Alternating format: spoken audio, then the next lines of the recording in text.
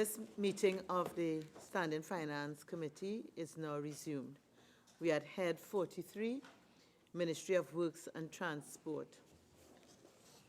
Page 266. Head 43, Ministry of Works and Transport, $2,624,200,000. I will now invite the Minister of Works and Transport to make a brief opening statement, not exceeding 5 minutes. Thank you, and good morning to all members. Again, we are quite happy to be here this morning to answer any questions pertaining to the Ministry of Works and Transport. As we are aware, we are entrusted with the responsibility for the development of the infrastructure throughout the Trinidad and certain responsibilities in Tobago. We are also responsible for the land, sea, and air transportation, and which includes the ports, the seaports, and the airport. We are here this morning to answer any question pertaining to our development program and our current expenditure as put forward by you. Thank you. Honorable members, the question is that the sum of $2,624,200,000 for Head 43, Ministry of Works and Transport, stand part of the schedule. Honorable members, the sum of $2,624,200,000 for Head 43, Ministry of Works and Transport, is comprised of monies proposed for expenditure under the following subheads and items to be found in the draft estimates of recurrent expenditure, the draft estimates of the revenue and expenditure of the statutory boards, and similar bodies, and of the Tobago House of Assembly, and the draft estimates of development program. We shall now proceed to consider the draft estimates of recurrent expenditure. Subhead 01, Personal Expenditure. Item 001, General Administration. Member for Tabakit. Honourable Minister, morning. Salaries and cost of living allowance, there's a decrease of $1,910,000. What's the reason for that decrease, and does it affect the ability of the ministry to carry out its functions? No, it does not affect the abilities of the ministry, and that is because of a decrease due to the reduction in payment owed to public servants, such as acting allowances and increases. Okay. Member for Kamutu Manzanilla. And increments. Madam Chair, Honourable Minister, could you, line item 14, could you advise how many cabinet-appointed committees there are? 48, okay. 14, sure. We have 3 cabinet-appointed committees. That is the, I have that right there. You want the 3 of them? You don't have to give it to me now, you could probably send it later. You don't need the 3, okay. Member for Faisaban. Minister, with regard to line item 01, salaries and cost of living allowance, can you indicate the number of vacancies? I know that this line item comes under each division. Yes. So I just wanted to get an idea of the number of vacancies. And if you would permit, Madam Chair, if that can be given now, or I can act separately as we go along. The total vacancies is, with all bodies, is 717. 717. And out of an establishment of how many, if I may ask? Out of a total 2,031.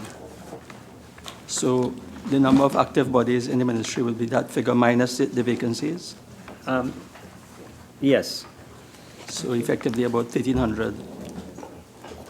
15 around. 1,500. Yeah. And can you say what challenges you experienced in terms of filling those vacancies? But those vacancies have to be filled by the Service Commission, and we are in talks with them to have them filled. Okay, thank you. Okay, Member for Miaro. Thank you, Madam Chairman. Minister, under line item 04, allowances, does traveling fall under that item of allowances, traveling? No. No. I noticed there isn't a specific line item for that. Where would I be able to ask a question concerning under traveling goods and allowances? services? Goods and services. Yeah. Thank you. Member for Point-a-Pear. Member for Carney Central. So on the issue of personal expenditure, last year you had indicated that an assessment was being done to determine what an analysis was being done to ensure that the positions that are available would be filled shortly. First of all, was the analysis in fact completed, and are any changes going to be made this year?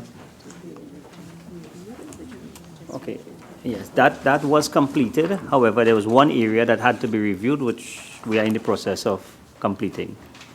Okay, and that would influence new policy or change in policy? Well, it will depend on the findings from the report. Then we take it to the next step. Okay. Member for Kamutu Manzanilla. Thank you, Madam Chair.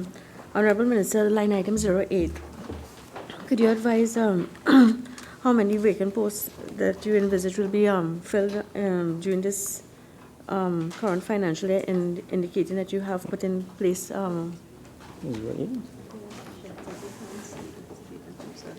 Because as you said, this commission, we can't say how many posts will be filled because that is the prerogative of the Service Commission. So this also falls in the Service Yes. Commission as well? Member for Chaguanas West. Madam Chair, Honorable Minister, line item 29, overtime daily rated workers. Seen an allocation of 20,000. Yes. That is sufficient for your daily rated workers overtime throughout the length and breadth of Trinidad? This is only for under general admin. Okay, Each division will have their own overtime. okay. Item 002, Highways. Member for Carney East. Honorable Minister, would you kindly indicate, if possible, how many employees constituted under line item 02 for highways, wages and COLA for 105 million? Under the highways establishment is, the establishment is 1755, and that is daily rated. Those are daily rated? Yes, You have any full-time employees there under highways? yes, the monthly is for, oh no, this is the vacancies. But as you're there, Givers, you have vacancies and the Yes, we do have vacancies. daily rated and full-time? Yes, Member, could you take that in writing? Yeah, if he doesn't have it, certainly, yeah. yeah, so we could submit that in writing to you. Yeah, Thank okay, you. so 1755 you have as daily rated under highways? Yes, 1755. And if you have the full-time, you have it there or not? But if you have the The on the the highway? monthly, I will submit that in Yeah, writing sure, to you. all right, go ahead. Member for Point Appeal. Thank you, Madam Chair. Minister, line item 02, wages and COLA. You indicated somewhere around 1755 employees in that line item, correct? What is the function of the highways division as far as the staff? What does the staff do in the highways division? The 1755 individuals. It's 1755 positions, and the staff on the highway division will be involved in road cleaning, maintenance, and things along that line. In each division. Now that 70 is divided into the divisions throughout the country. Okay. So they will be involved in the maintenance of the road. Approximately how many vacancies you have in that area? I think you had mentioned 400 and something or something like that. I heard a murmur. Highways, And the vacancies is about 494. Right. So the question I would like to ask is that what is the highways division, what is it? Over 400 individuals are vacant. It would impact on the maintenance of the highways. What is being done? Because this is something that happened last year again when we asked. Yeah. What is being done in the last fiscal year and this year in trying to alleviate those vacancies to ensure that the highways are properly maintained for the traveling public? Because there's so many different incidences that I view on the highways for lack of maintenance. Yeah, well, at this point in time, we are working with the unions to try to fill these positions, one, and two, we are looking at mechanically to have some of the work done, because you'd recognize that the nature of the maintenance, we have to bring in now some sort of mechanical equipment to have the highways maintained in a more acceptable manner. And a follow-up question in respect to when you actually do the maintenance with the staff on the highways, is consideration being given the timing that when you do these maintenance, that it doesn't really affect the traveling public per se? Because I've noticed, especially in the north-south area, that maintenance of the highways are being done during times that are very high traffic, and it inconveniences the traveling public going between north and south. I'm just assuming that these things are.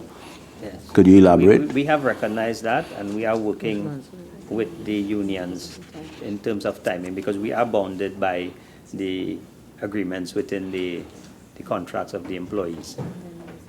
Okay. Member for And then we Tabakit? also- Sorry. We also have to bear in mind overtime.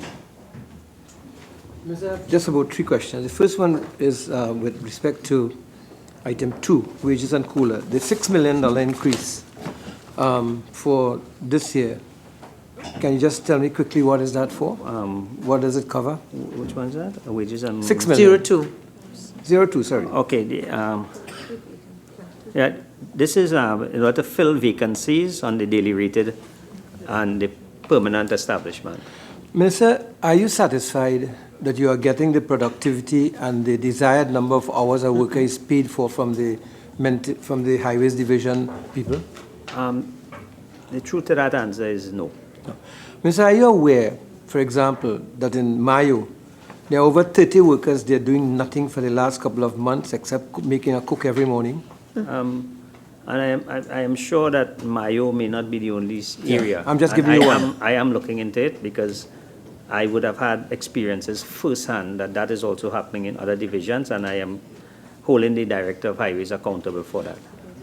Why is it then, Mr. Minister, that the supervisors are not assigning work to the people? And I visited, and the people said that the supervisors are not assigning work, and they don't have tools, and they don't have boots, and they don't have anything to do the work, so they're sitting there whole day. And I'm telling you, making cook and drinking puncheon. Well, I don't know what they're drinking. I'm telling you, I can give you pictures of it. Okay, but this is, we do have a challenge of productivity, and there are several reasons for it. Some of it have to do with tools and equipment. Some of it also has to do with supervisory position being vacant, and we intend to address this situation. So, Mr. Minister, what is the difficulty in doing performance appraisals of your supervisors and dealing with the inefficiencies or the ineffective supervision? Yeah, well, I can't do an appraisal if there are vacancies. I have to fill it and then do the appraisals. And I can give you the assurance that I am not satisfied with the productivity that we're getting, and it's an area that I have asked the Director of Highways to please address. So are you saying, Mr. Minister, that because you have supervisory positions that are vacant, the workers are sitting there with no one to assign work to them, and therefore we are losing a lot of these wages that we are paying here? I don't want to bring a debate into what is happening. No, I'm asking questions as I'm Right. allowed to. However, there are several reasons why we have pretty low productivity level, and we are addressing them. Member for Kamuta Mansanilla. Thank you, Madam Chair. Honorable Minister, you indicated that this line item is responsible for cleaning and so forth of highways, right? I just wanted to ask, does this line item here, 002? Which line item? 002, highways. Is this responsible, is this vote responsible for the Manzanilla stretch? The clearing of and upkeep of Manzanilla this stretch? Highways, I know, I'm asking. This is the staff. I understand that, but I'm asking if this vote is responsible. No. No, this is, I know it's the staff, yeah. and if this is, then I can ask a question relating to the staff. Well, it will have some of the staff. It will have Does the some of the staff- staff. okay, is the It will staff- be some of the staff there. Excellent. Minister, in light of the fact that you have indicated that there are 494 vacancies, does this impact upon the area of Manzanilla in light of the fact there are? That is throughout Trinidad and Tobago, in all the regions. So I would presume that there will be vacancies in that area. Member for Faisabad. So I just want to tie this question, Yeah. stroke Sorry? suggestion, back to line item 02, wages and overtime, 02 and 03. And you indicated that going forward, you're constrained by the terms and conditions set by the unions and so on. Might I suggest, and in many developed countries, you have routinely work taking place after traffic hours and night and weekends and so on. Would you perhaps want to give consideration that when you're renegotiating these terms and conditions, that perhaps weekends be considered as normal working days and after hours as normal working time to minimize the overtime and also to allow these workers flexibility to have other jobs during the day? That will entail some serious negotiations with the unions. But you understand where I'm Yes, I coming from? understand, and it is a valid concern. Thank you. Member for Pointe-a-Pierre.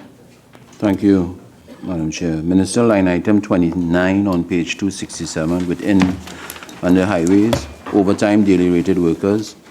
2018 you had budgeted 800,000, you spent 320, or revised estimate, sorry. 2019 you retained it 800, and so it's an increase of 480. How is, yeah, that increase, A lot of, Question at a time. yeah, the same question. yeah, okay. We have to recognize that when these figures would have been picked up, it would have been early in the early months of the financial year. So those may not be the actual figures at the close of the financial year. I want to tie that back into 2017. 2017, the actual was 293,000 spent on overtime. You have come back to an increase of 800,000 in 2019, a budgeted estimate of 2019, Right. 480,000. Do you envision spending that amount of overtime in 2019? This is basically what we budgeted for. So if it's required, we will use it. If it's not required, it will not be used. Yeah, we try to keep it at a minimum to ensure that we don't pay extra. Okay. Item 003. Member for Shogunas East. Thank you, Madam Speaker. Honourable Minister, line item 02. There's a substantial decrease, almost 25%, of $4 million. What do you consider to be the causes and consequences of this substantial decrease? Okay, the exercise is done to establish a permanent daily rated cadre for the TMB. Total temporary daily rated employees were 221. And the consequences of such a substantial cut? How do you see that impacting in terms of? How we see it impacting? With more employees, we expect a better service, obviously. But a decrease of 4 million. Yeah, the figure went down, but we still expect the daily rated cadre to increase their performance. The thing about it is that what we're doing now in that department and the traffic management branch, we are actually working with the employees in the branch to improve their productivity. What do they do, Minister? The traffic management branch, they do the maintenance on the roadways in terms of signage, ensuring that the painting of the roadways and so. There was a challenge in terms of some material for them. We have corrected that, and if you look at most of the roadways now, you have a lot of maintenance in terms of traffic lights, in terms of the zebra crossing and so. And in 2019, we expect to to have a significant amount of rollout in that department. Okay, because, well, I was going to ask another question, but the question is if you want any help with paint, because I had to get my own paint to paint these zebra crossing in my constituency. Well, So we'll be happy to buy it, and you could, if you want, you could help us with the Right. labor. Minister, where are the traffic wardens part of this traffic no, they're not in management division? No, that's a separate unit. And it comes under where? Traffic wardens. Right. Now, if you mentioned the painting of the highways and the signs and so on, are there contracts awarded as well in addition to those you have under the traffic management unit? No. If you have a contract basically for a road paving, like a highway or so, that would be part of that contract. But what they do here is the more maintenance of the existing All right. roadways. Can I just ask, under that system of painting the white lines and so on, I have noticed from driving that the white lines, particularly in the night and when on rainy days, the white lines are not visible at all there. Is there something wrong with the paint, or is there something that you need to make more luminescent so that Okay. it could be better? Okay, I know you're remember, trying, but how can we improve it? We can improve it. If once this information comes back to the ministry, we will send our technical team to ensure that the white lines are visible. But- So if from time to time you recognize that, you could just pass the information to us, and we will have the engineers ensure. Yeah, Minister, I'll tell you now, the North-South Highway and the East-West Highway as well. Okay. I mean, forgive me, sometimes my sight is good, and I have difficulty if I take the middle lane. I don't know where I am. Okay, well, Look we at that. will look into it. Look at that for us, please. Sure. Item 004, Central Planning Unit. Item 005, Drainage.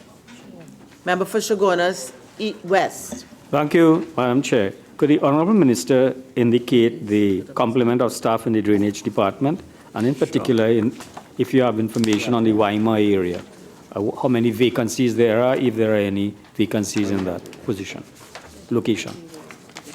Okay. Through you, Madam Chair, could I have that forwarded to the minister, So you please? give that in writing. Sure. Yes. No problem. Member for Shogunas East. Carney Central. You keep this. Yeah, that's fine. Yeah. Under 00502, we have an increase there in terms of allocation for wages and 005? COLA. And it also occurs, I know we are not there yet, in 007. Could you just repeat the 005 you said? Yes. So I wanted to ask if there were some kind of special initiatives being taken in the drainage division, given the increase in allocation for personnel.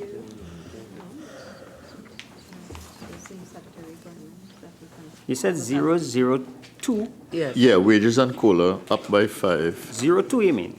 Yes. Not Under 00. 005. 005, 02. Yeah. Yes. Right. And then it's also in 02 under 007. I But know it's we the are same, not there yet. it's the same but I'm allocation making as a- last year, under 02. Huh? 02 is the same allocation as last year. Yeah. No, you, 52, yeah, it's the same allocation. You see, there's a timing issue as to when they would have taken this up. But if you look at the so people were probably not hired the year before, is no, that no, what no. you're saying? It's just that when they took it up, the figures would have been in March when you submit these figures to the budget division. Okay. So if you look at the figure 2018, it was 52. In 2019, it's the same figure. So there's no reduction in the figure. Or there's no reduction or increase. Member for Well, Carney there's an East. increase in the estimates.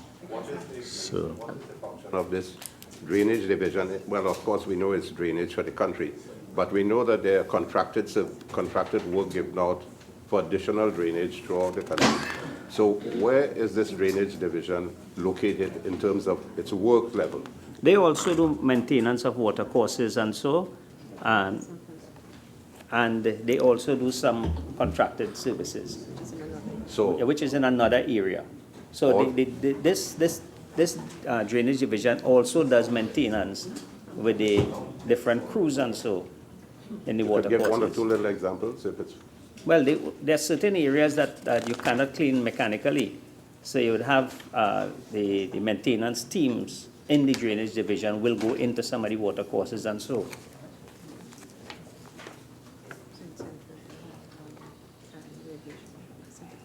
Right, so like in Central, you have the Karen Irrigation area, the St. Augustine area, the Kelly area, and the LC Corey area. In the East, you have the River Control Gang, the Construction Gang, and the Administration. And in the So- South, you have the General, you have the Construction, the Oropuch Lagoon, Cedrus, and Erin. so it's the absence of mechanical aspects of Yes. it, but it is more manual. For areas that manual is required. Thank you. Member for Tabakit. Minister, with respect to item 2, the 52 million that you have budgeted, do you have a program of works that one can examine and follow up to see how effectively this $52 million is being used in what we call, in vertical, manual work? Or, that's the first question. Yes, we do, and we could have that available to you. Yeah, sure. And secondly, are any of these workers under wages and COLA here involved in the driving of equipment for the ministry? In some areas. Item 006, mechanical services. Member for Miami. Thank you, Madam Chairman. Minister, item 01 and 02, could you give me an idea of what is the total amount of both full-time employees and I assume the wages and COLA for daily rated? What is your total staffing in that mechanical services division? Okay, for daily rated, it's 154. Yeah. And I'll have the other figure submitted to you. The follow-up to that question, and my understanding is that you have about between 60 and 70% of machinery and heavy equipment that are non-functionable or not working. And I'm looking at $15 million in salaries and wages going to this department. How do you justify that number in terms of the salary, and then you have 70% of heavy equipment down for services? Yeah, unfortunately, because of the agreement, once the equipment go down, we just can't send home the employees. So what we try to do is to utilize them in other areas. What sort of other areas are you referring Well, to in this area? You see, each division will have a mechanical workshop. So you try to move them around in the different areas. However, 006. what the ministry is putting in place right now is a comprehensive listing and a policy going forward to have that 70% that you're speaking about reduced.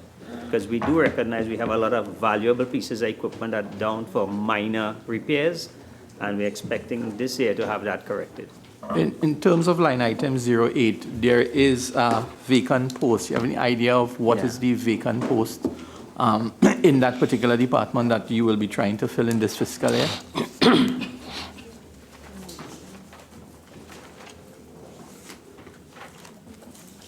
Okay. Yeah, it's 48 positions. 48. So, and then that adds on onto my initial conversation of having, these posts filled, and then there isn't the work for them. So that's really a concern to me, Minister. Sure. Thank you. Member for Caroni East. Under line item 02 and the same 006, are you comfortable with the manpower that you have and which might be required to do the daily issues of landslips and et cetera, North Coast Road along the... Well, the ministry intends to fill the vacant position on the establishment. So with additional staff, we will be in a better position, obviously, to respond to some of the challenges that we face. Yeah, because you see, just like Lady Young Road, you will see landslides there. when you observe it, it takes sometimes 2 months for them to clear the debris and so on. Okay. Again, I don't want to make this into a No, debate, I'm but just- the challenge is not necessarily just going in and removing it. The Lady Young Road is a little bit technical, that if you go in and you try to remove, you may just find yourself with a lot more coming down. So sometimes you have to sort of fix the top before you try to move the bottom, or else when you move the bottom first, everything at the top will come down. I was just asking But- the question in terms yeah. of the efficiency which is required at a national level Yeah. for things like these across the country. Yeah, okay. And Again, whether we you're could, comfortable I mean, with that stuffing. the debate on how we deal with landslips is one that will take us for the whole day, because we do have a lot of landslips throughout the country. But it is not just about just sending in the equipment and removing the landslip. I mean, it is something that has to do with the drainage of water and so. No, but the question I was directing to you is, are you satisfied with the amount of personnel that you have? to In terms of landslips, yes, we No, remove not landslip landslips. within 24 hours. No, the mechanical services, for use of mechanical services. Because that's the heading we're under. It is not just the personnel issue. We have a lot to do with equipment as well. So it's a combination of several issues that we're trying to address right now. When we come to that aspect, we can Yeah. ask you questions related to that. But Member for Tabaquit. So I heard you say that you're now doing a comprehensive listing of your equipment. Well, as Minister, there was a comprehensive list of the equipment. Well, when I say a comprehensive list, yes, obviously you would have a listing of your asset on your asset listing. But what we are doing right now is to find out exactly what equipment is down and what is required to get them back up and running. Mr. Minister, is there a head of the Mechanical Services Division? Yes, you have the Director of Mechanical Services. And is that director a mechanical engineer? Yes, he is, and he's in charge of the entire government fleet. And does that mechanical engineer in charge have a preventative maintenance program that's available for each piece of equipment so that the equipment could be serviced when it was supposed to be serviced? Once the resources are available, but you'd recognize, being a former Minister of Works and Transport, this is a problem that have been plaguing the ministry for quite a number of years.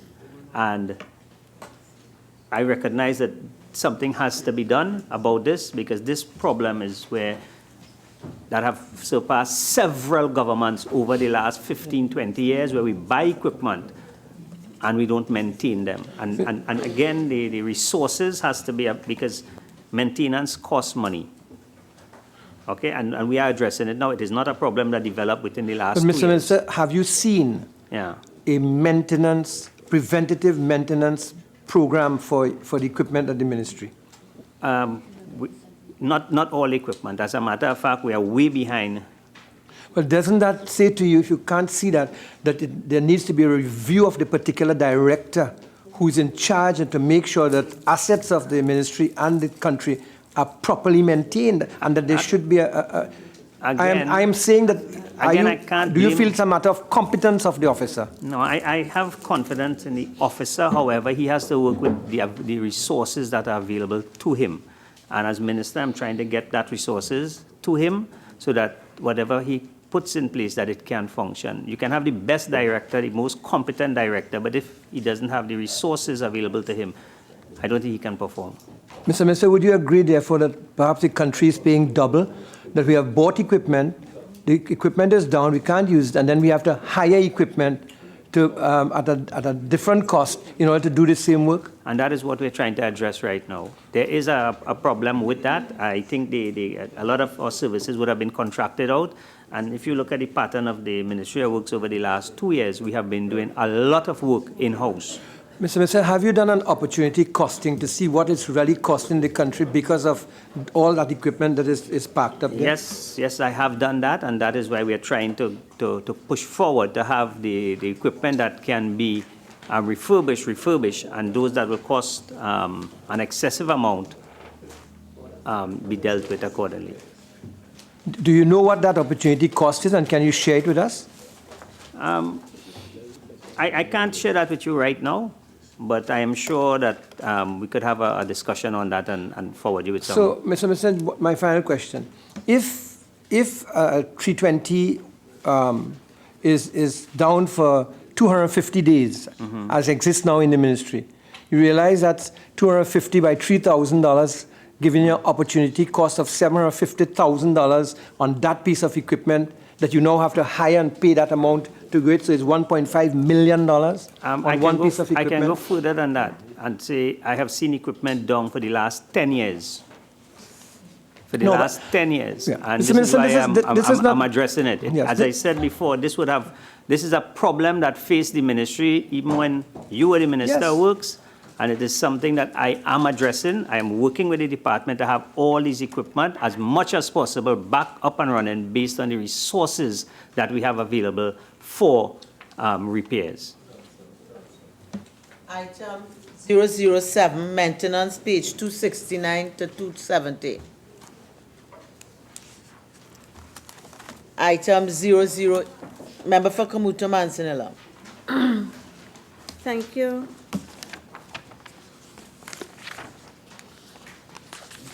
To page what is that? To 270? Item 007, maintenance. Okay, it's okay. Item 008, construction, member for Caroni Central. I was going to ask something on 7. We move on to item 008. Construction.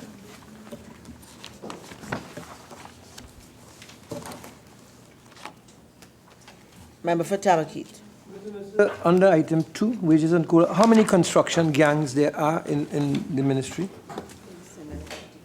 I'll have to forward that to you.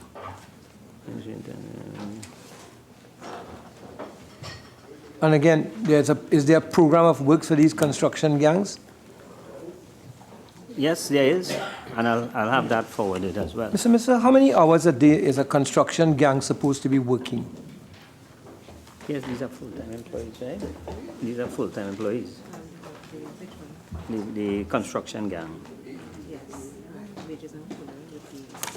Yeah, so these are daily rated workers. Yeah. And they're expected to work a full days. Have you ever, like I used to do an audit to see whether these people are really on the job for 8 hours and whether they are working or whether they go there and after 3 hours they are gone, Mr. Minister? I think, again, as a former Minister of Works and Transport, I recognize I understand that your problem, you know. Yeah, no, the answer is no, they are not. And again, I'm holding the supervisors and the directors responsible for that, because we do have a productivity challenge, not only in the Ministry of Works, but throughout the country. And I think each one of us as citizens have to be responsible for the portfolio that we hold. But, Mr. Minister, do you recognize that the workers are saying that they go home because they are not supplied with the materials and the tools to do the job, so they go on the jobs and they are inadequately resourced and they go home? Isn't that a matter that shows incompetent management? Through you, Madam Chair, last week, Monday, I paid a surprise visit to one of the regional offices, and I was quite surprised to see close to 70 people at 20 to 9. And I share your view. The excuses that I got were poor. I called the director and I asked him to meet me here now, and I pointed out everything to him. So I do share your point, and it is something that I am addressing as Minister. I'm not staying in the office in Port of Spain. I'm actually going out to the different job sites. Item 012, Unemployment Relief Program, member for Kamuta Mansinilla. Thank you, Madam Chair. Honorable Minister, line item 01, can you advise what is the complement of staff for the URP and how many persons are currently employed, please? You want to just repeat that? I didn't. What is your complement of staff for the URP and how many persons are currently employed? The complement of the staff, you're talking about what? How many persons in total at the URP? And how many vacancies, how many positions, and how many persons are currently employed? These are the public officers. These are the public officers we're speaking about here. Is it only the public officers are here, or you have this both? is public officers only? here. Yeah, this is not the contracted employees. This is just public officers here. Not a problem. I appreciate the information nevertheless. Thank you.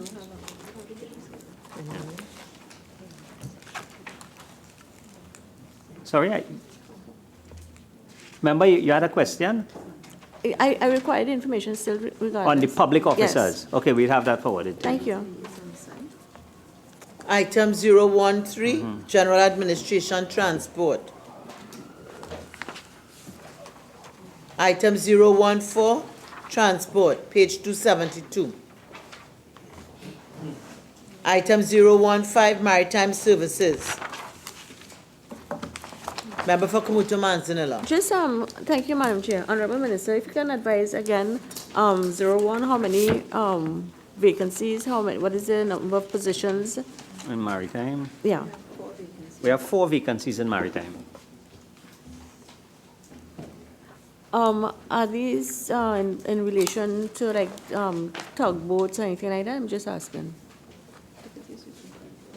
Tugboats? Tug. Well, this is the operators. Maritime Division. Yeah, So there are 4 vacancies. I can't tell you exactly what positions are vacant, but I could have it sent to you. Thank you. Subhead 02, Goods and Services, page 273. Item 001, General Administration. Member for Miaru. Thank you, Madam Chairman. Minister, in item 01, traveling and subsistence, I noticed there was a $600,000 decrease in the allocation for that traveling. Now, just about a month ago, several of the districts, the southern districts, especially in my area, Rio Claro, workers down their tools and so on for non-payment of traveling allowances since 2015. One, are you aware of that? And two, taking note of the $600,000 decrease, how will you plan to address This that? is monthly paid staff we're speaking about. This is not those who put down their tools. Okay, This so is it's something a separate unit. Yeah, All right. Where would I be able to ask about that? that will be in 01. I don't work in the ministry, ma'am. I'll be guided. Thank you. Okay, Member Carney East. It's a line item 16 together with line item 22, contract employment and short-term employment. Could you elucidate a little more 16. on how many officers you have under contract employment and short-term employment? Let me just get that there. Line item 16, 318. No, under 02, goods and services, page 273, line item 16. Yeah, Under 318. 001. The total of contract employees, 318. And does it vary from time to time? Yeah? Yes, it will vary if depend on if the contract ends or so. Right, okay, and short-term employment? Yeah. As the short-term employment, 22. All right, thanks, Minister. Member for Carney Central, do you have a question? Name away. No, it's on 02. All right. Okay, so we're going on to item 002, Highways, pages 274 and 275. Member for Carney Central. Yes, I noticed on item 28, other contracted services, there's a significant increase there of $91 million. Can you explain a little bit? Other contractors, it would have been outstanding payments. Yeah, it's outstanding payments for 2018, a total on 26 projects. Okay, so this will be payment to contractors for projects. And 71 projects are planned this year. Yeah, okay. Member for Point-a-Pearl. Minister, going back to line item 28, other contracted services, an increase of 91 million. Your budgeted for your revised estimate of 20 was 15 million. You just mentioned that out of that 91 million increase for this year, some of those expenses relate to projects in 2018, correct? Yeah. And you have identified certain projects Yeah. in 2019. If Yeah. you don't have it now here, in your budgeted for 2019, could you provide us with a list of those estimates of those projects for 2019, please? Sure. A follow-up question, Madam Chair. Line item 12, Minister, materials and supplies of 900,000 in 2019. You had mentioned earlier in relationship to staffing that during the period, especially in the highways, there were some issues with tools and supplies and materials. Given in 2018 you had a revised estimate of 800,000, do you feel that this 900,000 estimate for 2019 is sufficient to ensure that productivity by the staff is maintained because of the concerns of lack of materials and tools? I don't know if this line item 12 falls within that category for supplying materials and tools for the highways divisions throughout Trinidad and Tobago. Again, we have to work within the allocation that we receive. I can tell you the ministry will always be welcoming for additional funding. We've gotten 100,000 extra here, and we're going to utilize it as far as possible. I agree, but when you look at the type of funding in other contracted services of 91 million, compared to 900,000 materials and supplies that is required to furnish, to keep the staff productive, there's a sort of a imbalance. Yeah, what we will do, through you to the member, is that internally we review the allocations, and we will supplement wherever required. I can tell you that this material and services, most of it is to buy things like bitumen and so for the Agua Santa plant.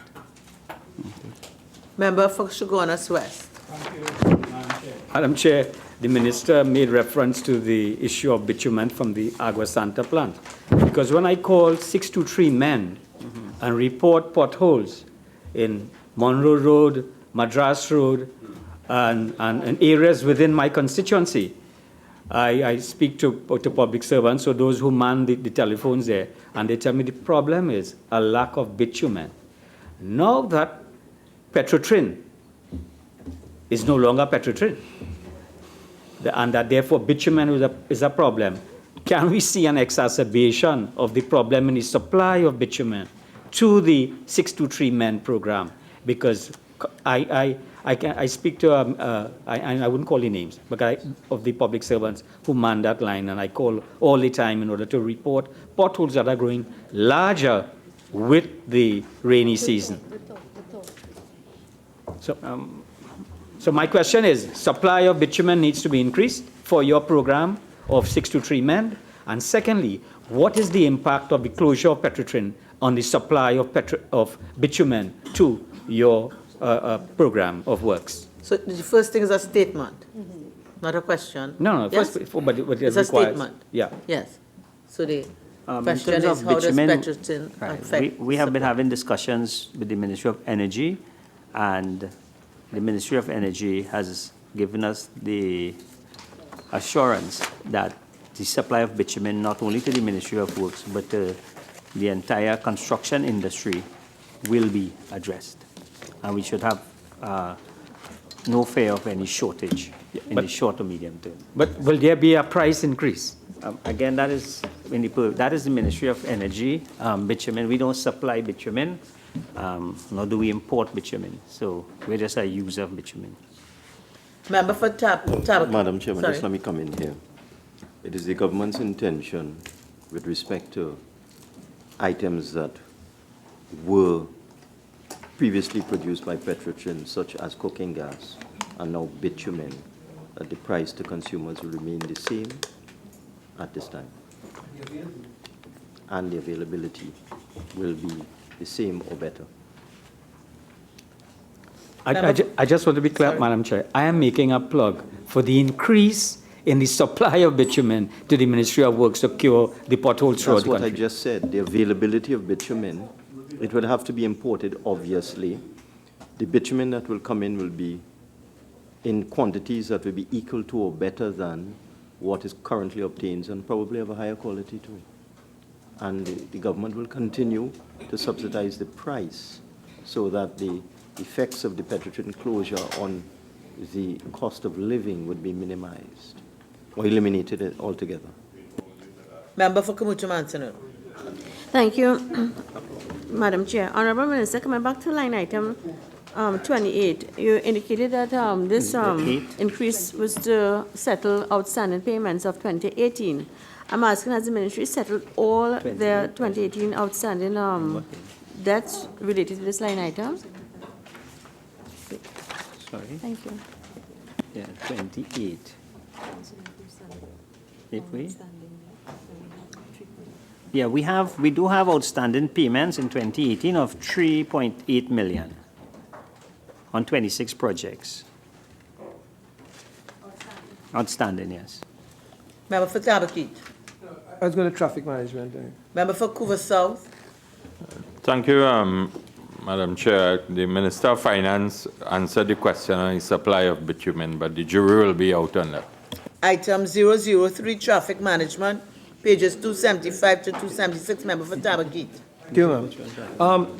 Minister, under traffic management, the salaries and wages paid amounts to about $14.5 million. So that's a lot of employees involved.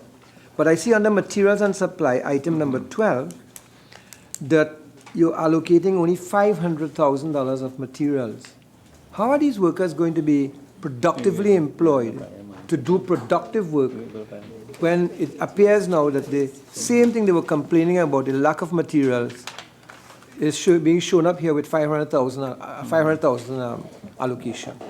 Yeah. We recognize that we will have a shortfall and we will wire money to ensure that they have the required materials.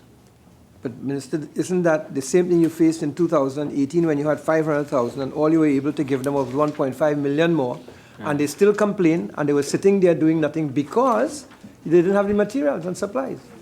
So you didn't wire, it seemed to me, would you agree that you didn't wire sufficiently to keep them productively employed? I think you're probably mixing up. When you said before was highways division, you saw it in. No, traffic management. Right. Well, Traffic management. No, before you said in highways. No, I said in traffic management. Okay, I have no proof that they were sitting down doing nothing because I know the traffic management does a lot of work, signage, road painting, and so. We were able to find last year 1.7 million, and we intend to find that again for them this year, and if they require a little more, we will find it for them. You can't see the quality of paint you're buying bad, Mr. Minister. Member for Caroni East. Question just a while ago. Minister, would you then say that line item 12, materials and supplies of 500,000, in relation to a workforce expenditure of 14 million under traffic management, which we just passed, so the material is only 5% of the total cost? Member, I'm not going to allow that. That is the very conversation we just exhausted. No, but the materials and supplies, which I'm saying on line item 12, what percentage of the total traffic management cost is for materials? Member, again, I'm not going to allow that. I think the member for Tabakit made the point about a disproportionate relationship, and that was answered by the minister. No, I don't think the minister gave. You want to give the answer, Minister? Excuse me?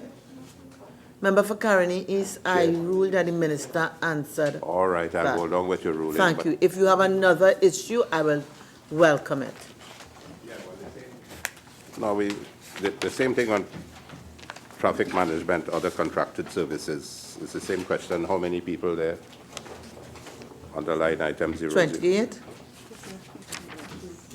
On line item 28? This is not. No, we other passed that. contract. I think we're in goods and services, if I remember. But that is not personnel. No, that is other contracted services, so there's no personnel there. We passed that. That's all right. Member for Tabakit? Contracted services. In 2018, you allocated 3 million, you spent 7. You're allocating 3 million more. Are these other contracted services a duplication of what the traffic management division workers are supposed to be doing? No, it's not no, it's not. Well, then, Minister, can you say what are these other contracted services? Right, so this will be separate projects, things like New Jersey barriers and so, where it's not a duplication of the in-house staff doing things like that. Item 004, Central Planning Unit. Item 005, Drainage. Member for Point-a-Pierre. Thank you, Madam Chair. Minister, line item 09, rent, lease vehicles and equipment. 2017, the actual figure was 93,000. 2018, you had estimated 1 million. 2018 revised estimate 10 million. 2019, you estimate 1 million.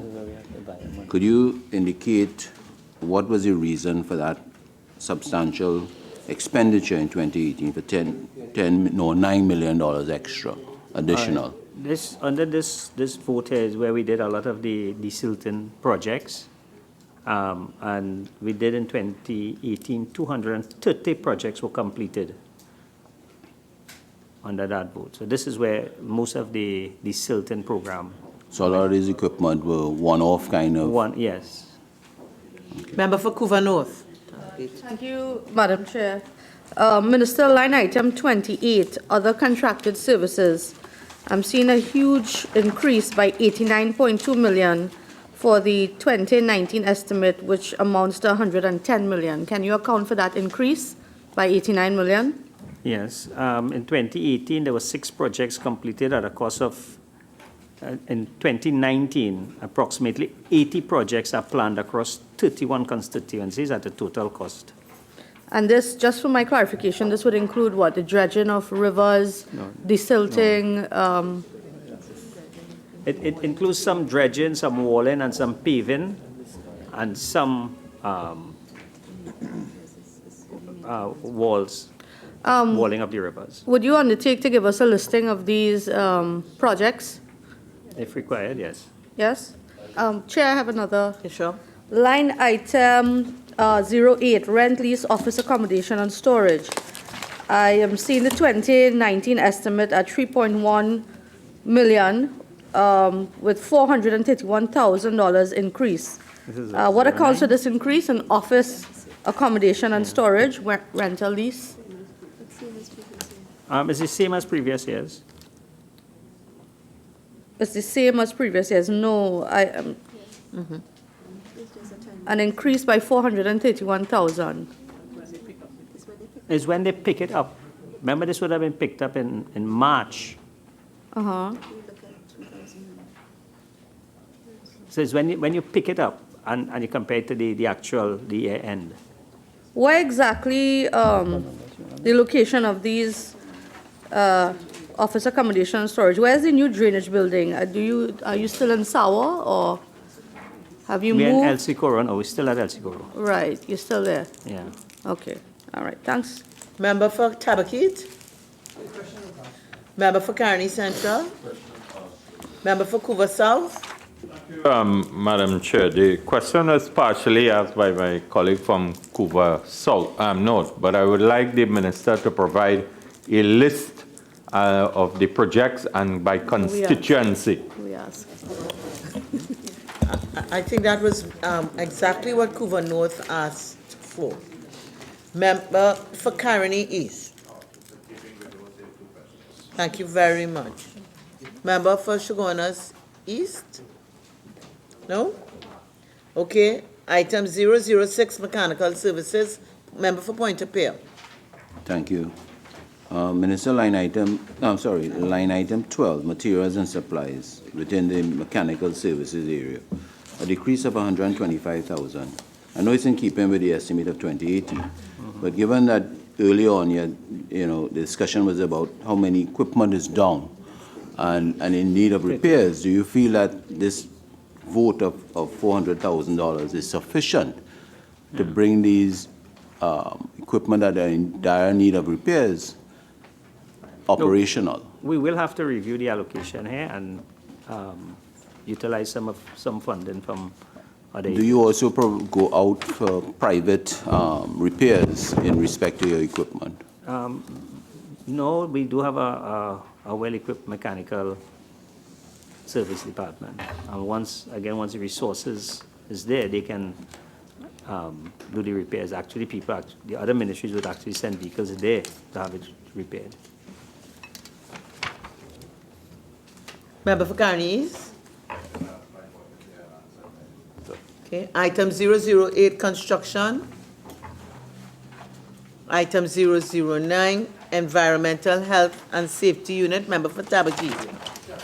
question is, what does this environmental health and safety unit do, and especially the safety unit aspect of it?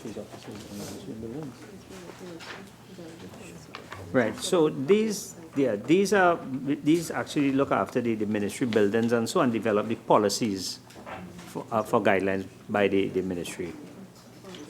So is it totally internal in terms of they what also review the documents for contracts and so.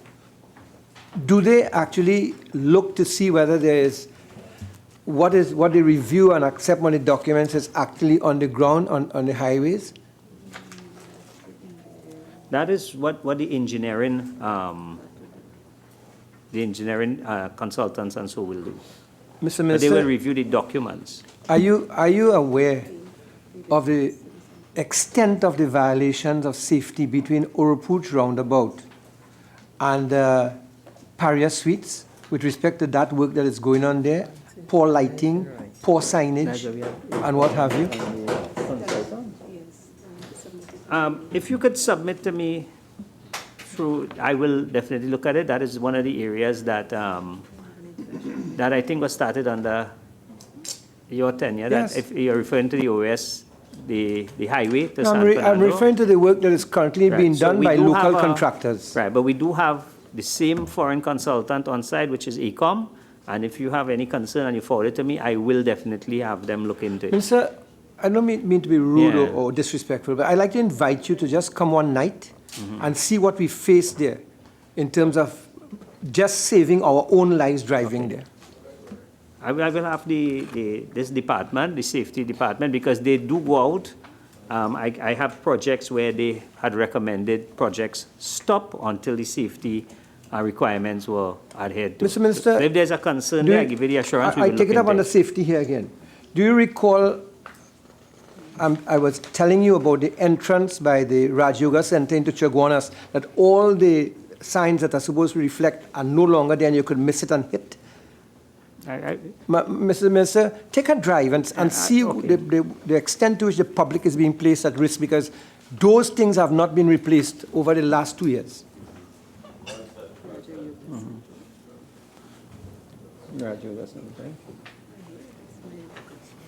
Okay, we will look into your concerns. Member for Couva South. Thank you, Madam Chair, to the Minister. Minister, under 16 contract employment, we see an increase of 1,266,000.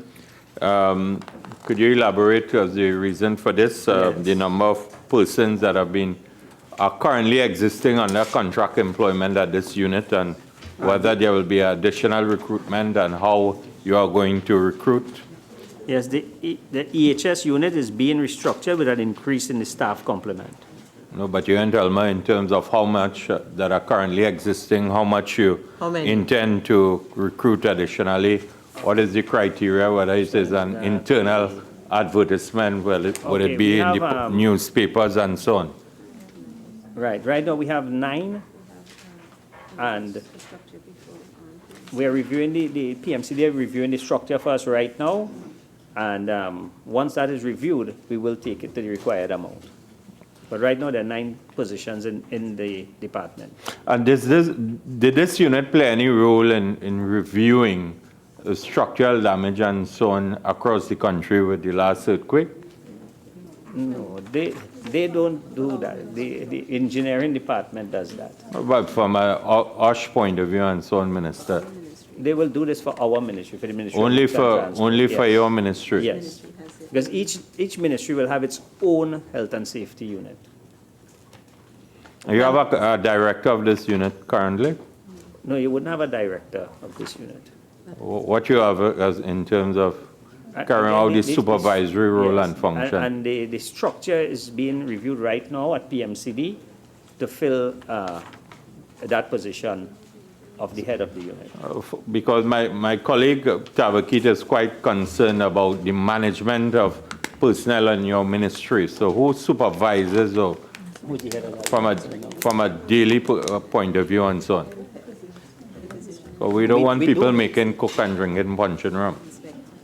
No, we do have a head of the department, who is responsible for reviewing, again, the contracts and the different health and safety issues within the Ministry of Works and Transport. So we do have a head. Member for Couva North. Member for Miaro. Thank you, Madam Chairman. Minister, back to 009 Environmental Health and Safety Unit. In your conversation a short while ago, you said that that unit is responsible for looking at the ministry's buildings and so on in terms of health and safety, and I'm assuming some OSH issues as well. Is there currently any of your facilities anywhere in the country that is being red flagged for violations, or any of them that are not conforming to HSE or even OSH requirements at this time? Yes, there are, and there is provision in the allocation this year for renovations to some of these divisions. Could you provide us a listing of those buildings that are earmarked for repairs this fiscal year, please? Sure. Thank you. Item 010 Traffic Warden Unit. Member for Chaguanas East. Thank you, Madam Chair. Honorable Minister, line item 1616. Could you give us some details as to what this contract employment is about and the increase of 110,000? Under 16, contract employment. Yeah. How many contract Okay, employees? the ministry is addressing the shortage of the number of traffic wardens by seeking to employ the following. One, the chief traffic warden, the deputy chief traffic warden, 11 traffic warden supervisors, 64 traffic wardens, and 649. Now, this is the entire cadre.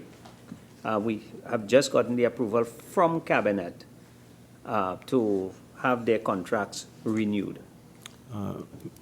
But they are working, and the contracts are now being reviewed. Chairman, can I ask a follow-up question? Sure, you may.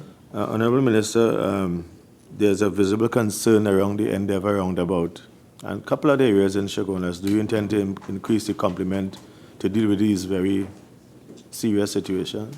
Well, again, once we complete the renewal of all the contracts, the program will be revisited. This program was supposed to roll out in several areas. Unfortunately, it did not materialize the way it was intended to. So we are in the process of reviewing the program and as to where the wardens actually go out to.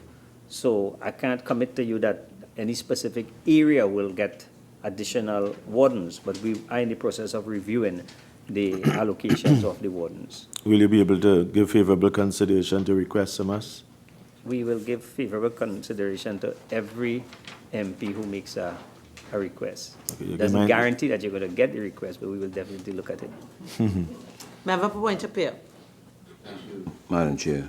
Minister, in connection with line item 16, contract employment and the vacant positions you just read out, you said a chief traffic warden, a deputy traffic warden. Yeah. So my question is, presently those two top positions are vacant, and you have 11 supervisors are also vacant. No, then we have people in the positions, but they're on short term. Okay. So we are about to renew their contracts. Okay. My other question in line, Madam Chair, line item 08, office accommodation and storage, 3.3 million for 2019. Could you identify the office locations of the traffic warden unit throughout Trinidad and Tobago, please? I would submit that to you in writing. Okay. Member for Kamucha Manzanilla. Question was asked. Member for Couva North. Member for Caroni East. Honorable Minister, could you indicate the admission criteria for becoming a traffic warden and the levels of training or retraining? Remember, this is... Yes, line item 16, contracted services for these 649 and continuous training. Because I'm asking you that because from my personal knowledge, looking at these traffic wardens, the expenditure of 20 million on them has been a national failure because they don't do what is required of them. The level of interaction with the public is abysmal. They don't seem to have been trained, and they're hiding in little areas where there is shade and where the actual transgression of the traffic issue takes place, they are not there. That's why I'm asking you about the level of training and retraining and entry requirement to be a traffic warden. 649 traffic wardens. Madam Chair, I don't share the view that the traffic wardens should be described in that way. I have no doubt that's my there experience may be, with them. Yeah, there might, like in any organization, there might be one or two who may not perform the way we expect them to, but I think the traffic wardens are doing human service. I do agree with you. And I do agree with that we should describe them in that way. Well, that's my impression. Our intentions is reaction. to actually have this service improve and be expanded. The method of hiring, that depending on the position that you apply for, there are different criterias, and all the wardens go through a training by OLEP, which is a law enforcement agency. So only when they actually graduate from that program, then they come in to being a traffic warden. And again, I think the traffic wardens have been doing human service. There might be a few within the systems that the system may have to weed out, but I think the traffic wardens, that service needs to be expanded. What is the level of the entry requirement level? Again, it will vary in whatever No, the position that you 649 apply generally. for. What would be their entrance requirement level? I will submit the job specs for Is all it no the, O levels or 1 or 2 or 3? let me submit it in writing. Well, you see, that's a hidden thing because by Member the for time Couva South. we get that information, it is. Member for Couva It's South. not. Thank you, Madam Chair. To the Minister. Minister, you indicated it is 649 in the Positions, yeah. how many of this 649 still have to be filled?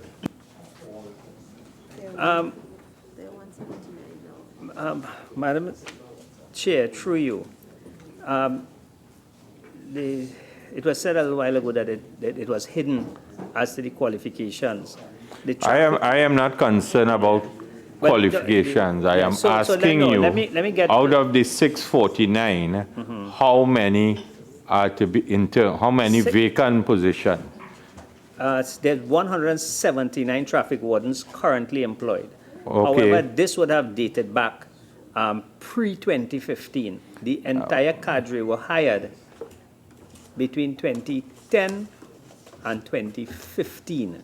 So the criteria, there's no secret to that. No, the issue for me, Mr. Minister, how much is there to be filled? 179, and the approved bodies are 649. So, yes, so there's a significant amount of vacancies. Cabinet have recently approved the new program. Right, so you will be recruiting. Based on the availability of funding for the program, the vacancies will be filled. It is not that we're going to hire 649, it's based on the availability of funding for the program. And the 179 that you that are currently in the system, yes. What is their contract period? 3 years. 3 years, and effective from when? It depends, and it will vary. It will vary. Yes. But between 2015 and now, could you provide a listing of how many have been recruited and by constituency? Okay, I don't know if the requirement for employment is by No, I just constituency. want to have an idea. That is my right to ask Yeah. you. So No, but I you don't don't know- determine which constituency. It is my right to ask Member you. for Couva South, I- nobody's in affecting your right here. Please, 1 minute.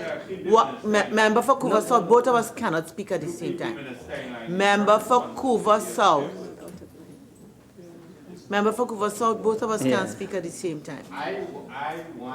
I want to ask questions in the context of transparency, good governance, and open government that they promise. And if I want to ask how people have been recruited, whether from Cedras, Couva, Port of Spain, wherever, that is my right as a member of parliament. And the minister, I'm simply asking him to furnish this meeting with that information. And That is all, nobody Madam has Chair. denied you that right to ask a question. Minister of Finance. Yes, Madam Chairman. No, let me say something. Madam Chairman, the traffic warden system was conceptualized, designed, and ready to be put in place just before the May 2010 election. This is necessary for the member to remember and for the public to know. When the government changed, the incoming Minister of Works completed the recruitment exercise, and therefore the first batch of traffic wardens were hired by the UNC. Most of the people there were hired under the UNC administration. The Ministry of Works has continued with the process of advertisements, interviews, and recruitment on merit. Any insinuation to the contrary is mischievous. Madam Chair, it was no insinuation. I am just asking for information. Thank you very much, Madam Chair. Given the substantial increase in the training allocation of the traffic warden, I suspect it may be, is it as a result of the increased numbers?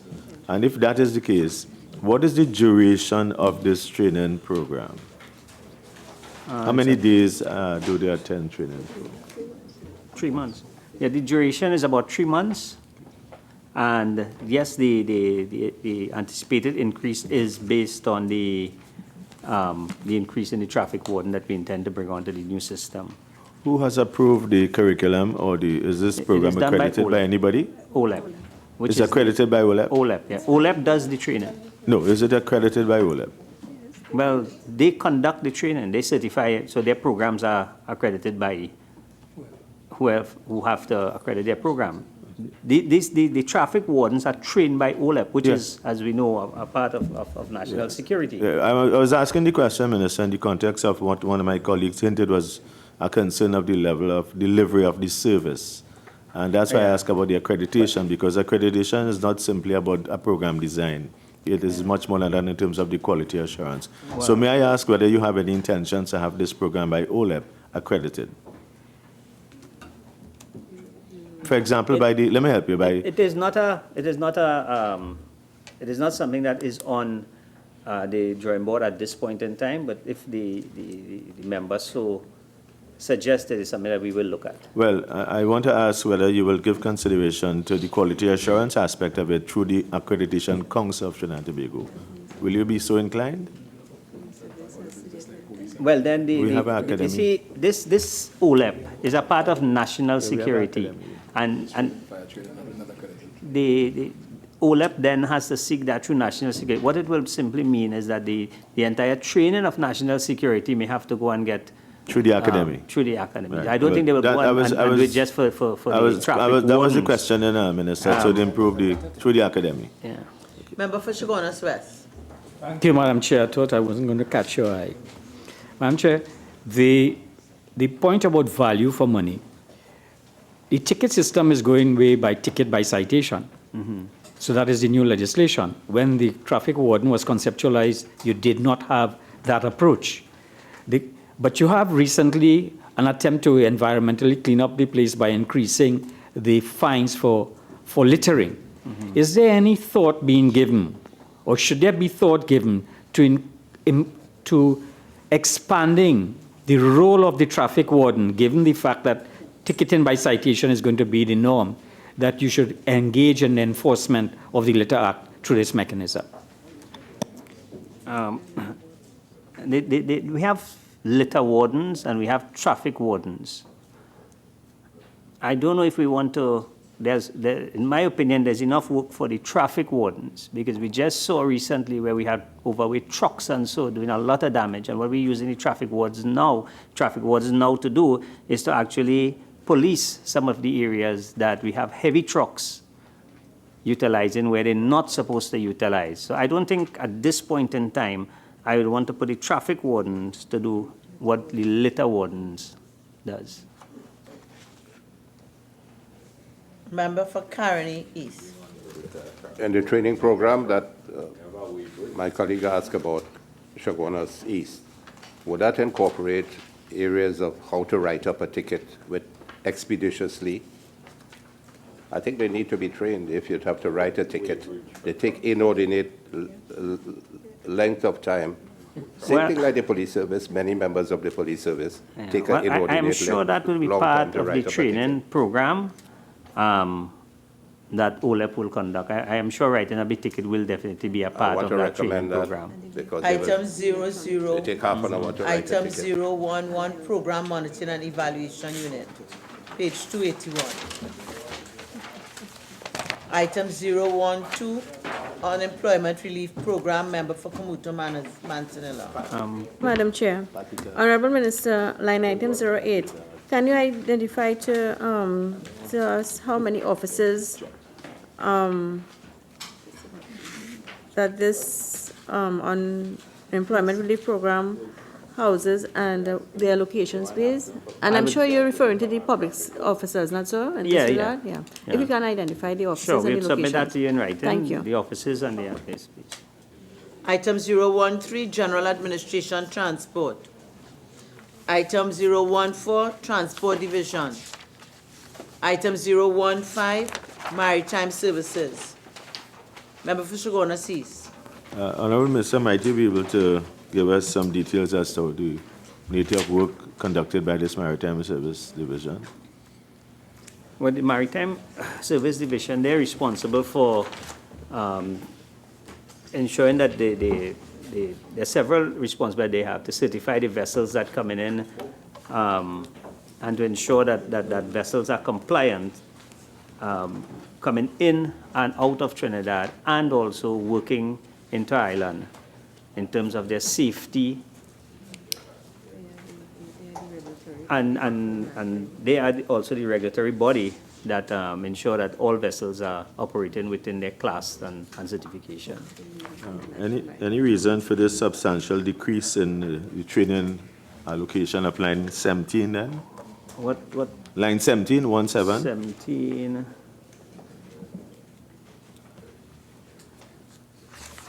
A decrease, you said? Yeah. It's the same amount as 2018. 68,000 decrease. And for the 2019 allocation. I'll have to review it. It could be extra something that they did during that period, but what was budgeted was four in 2018 and again in 2019. It could be that they had some. With respect to training, did you utilize the University of Trinidad and Tobago's Maritime Well, they campus? do work with the Maritime campus of the UTT. Item 016, Procurement Unit. Member for Caroni Central. Minister, is it that you are setting up this procurement unit now to prepare for the procurement legislation when it is? The answer to that is yes. Is yes? Yes. Subhead 03, Minor Equipment Purchases, page 285. Item 001, General Administration. Item 002, Highways. Item 003, Traffic Management. Item 004, Central Planning Unit. Item 005, Drainage. Item 006, Mechanical Services. Item 007, Maintenance. Item 008, Construction. Item 009, Environmental Health and Safety Unit. Tabaki. Item 010, Traffic Warden Unit. Member for Tabaki, we are at page 287. Here, on the traffic warden unit, that there are no provision for vehicles for the traffic warden unit. And yet, there have been several instances where the traffic wardens located in San Fernando could not get to the Gaspar loop. And therefore, on several occasions, there were no traffic wardens. And at one period of time, it operated for a couple of weeks. Well, I'll refer it to you. Is there any... there was a challenge for the repairs of vehicles which have been addressed. At that point in time, there was a challenge with having the vehicles repaired, but that have been addressed. But do you intend to buy any more vehicles for the unit? No, we intend to repair vehicles throughout the Ministry of Works and Transport. Item 011, Program Monitoring and Evaluation Unit. Item 012, Unemployment Relief Program. Item 014, Transport. Item 015, Maritime Services. Subhead 04, Current Transfers and Subsidies, we're on page 289. Item 001, Regional Bodies. Item 003, United Nations Organizations. Item 005, Non-Profit Institutions. Item 007, Households. Item 008, Subsidies, member for Tabakit. Subsidies, Port Authority, page 290, contribution towards deficit on operation of coastal steamers.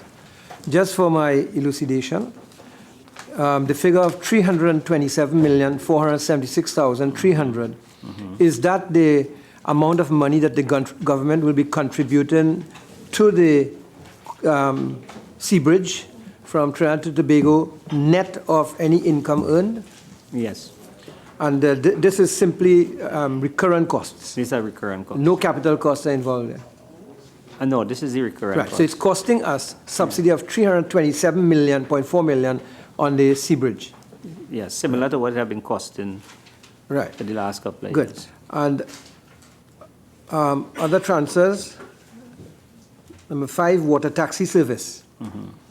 I would like to, Mr. Minister, before I go on there, to know how many passengers were transported on the Sea Bridge. Is this in 009? Yeah, 008, but Okay, yeah, so yeah.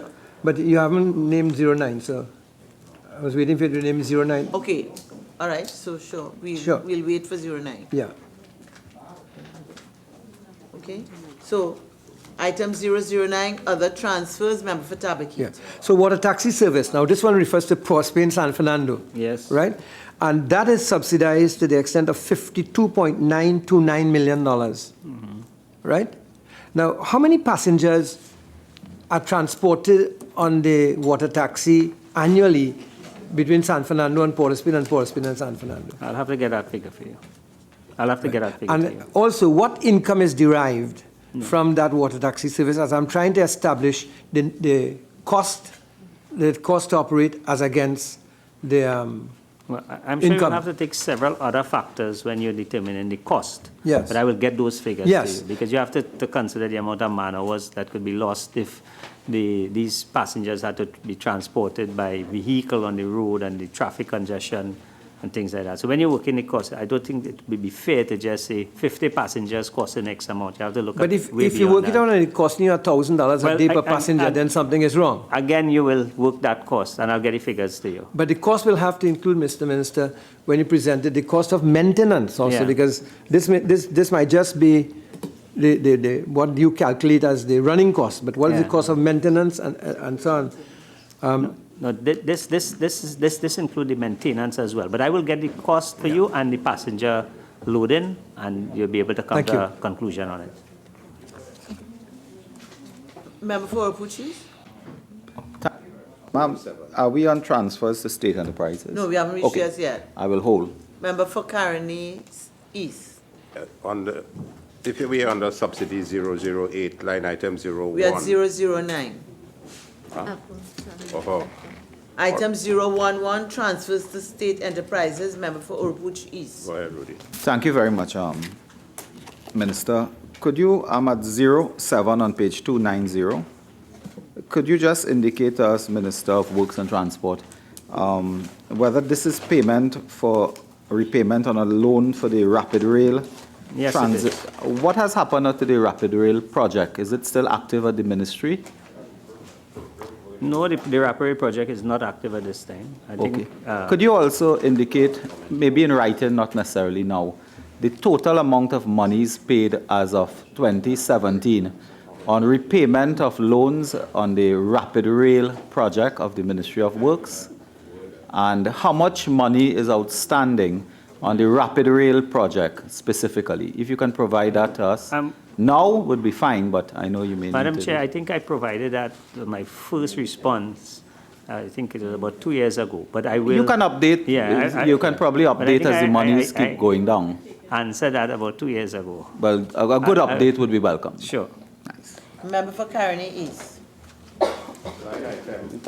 I will start with line item 1, which is VIMCOT. Is this the total amount of money that Ministry of Works provide to VIMCOT under state enterprise, whether they do X amount of vehicles or Y amount of vehicles? No, this figure is a subsidy that goes to VIMCOT.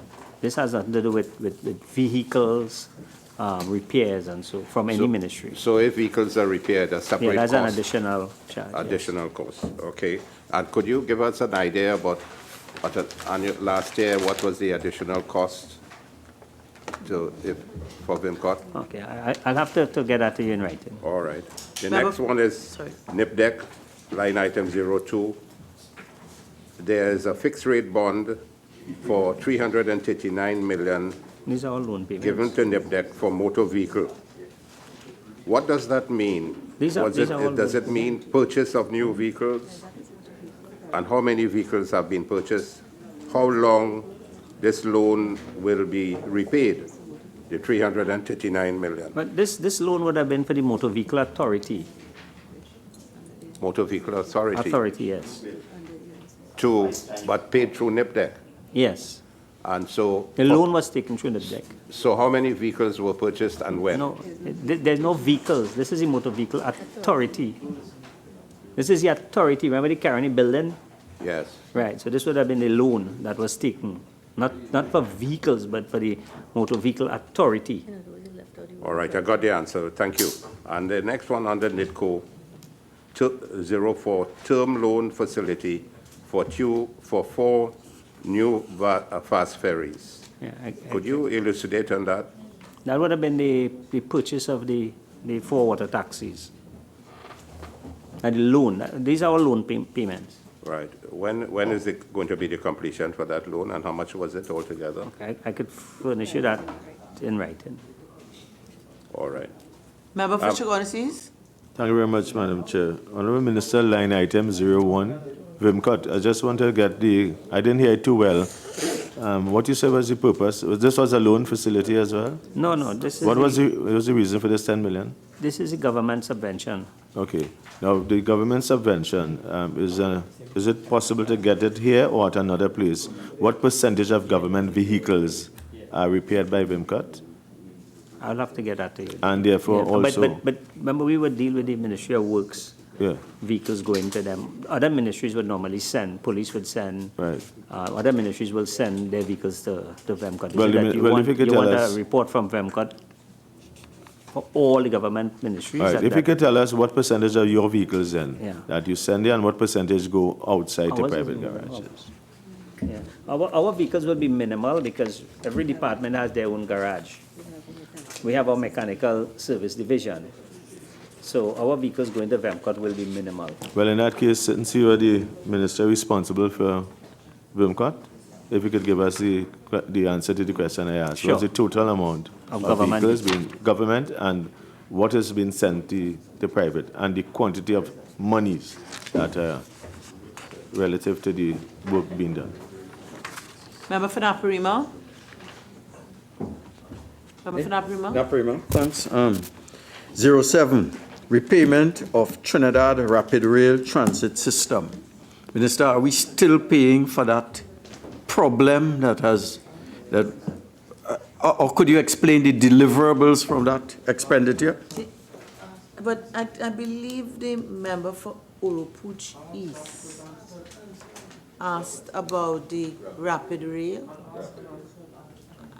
I believe so, and the minister, could the minister undertook to give an update from... Yes? Could the minister tell us when we will stop paying for this loan? As soon as we finish briefing. Okay, what is the time frame?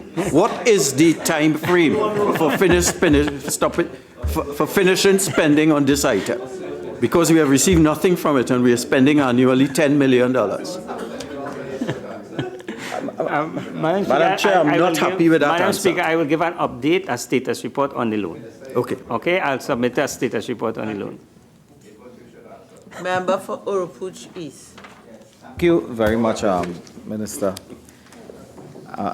Minister, I'm on number 15 and 12. I'm looking at it, but number 15. Just wanted to inquire from you. This is the monies concerning the extension of the highway to Point Fortin. Just two quick questions. The final piece of the highway to Point Fortin, have the government issued a contract yet for the completion of that part to Point Fortin, the final piece of the highway? Did the government issue any contract yet for that final piece? Well, I don't know if there's a final piece. The highway would have been broken up, I think, into 12 packages. Sure. 3 packages have been completed. I understand 5 packages are in the stage of award. 2 are being tendered out. 2 are being tendered out and should close within about a week or so. And additional 2 will be advertised within the next week, which will complete the 12 packages. And just as a related question to that, some time ago in the House, in response to a question, you had indicated that the Debate Mondesir section, we had suspended work there because you were undertaking some type of study, and that will inform whether or not that part of the highway continues. Could you just update us, because it has to do here with the loan for the extension of the highway, because that is a critical part of the extension. Could you indicate whether that study has been completed, its finding, and when, because this is also my constituency, Minister, as you appreciate, when the Debate Mondesir section will be constructed? At this point in time, the concentration is San Fernando to Point Fortin. No, but that is in the way. Yeah, that is on the way. Yeah. In terms of the other section of the highway, there are a lot of land issues to be resolved. And at this point in time, that is not a priority. We have to deal with the land issues because we have several matters now going to the court for land issues that have not been resolved. I appreciate that, but did you undertake the study that you promised I can't in the remember. response? You I can't remember saying a study. What I said is that there were certain issues that have to be dealt with. Okay, fine. We'll because I mean, a study should have been done long before we decide to. Yes, they were, but you had promised a new study. Well, but we'll sort it out. Yeah. And finally, related to this item as well, the loan arrangements you have here for payments of a loan.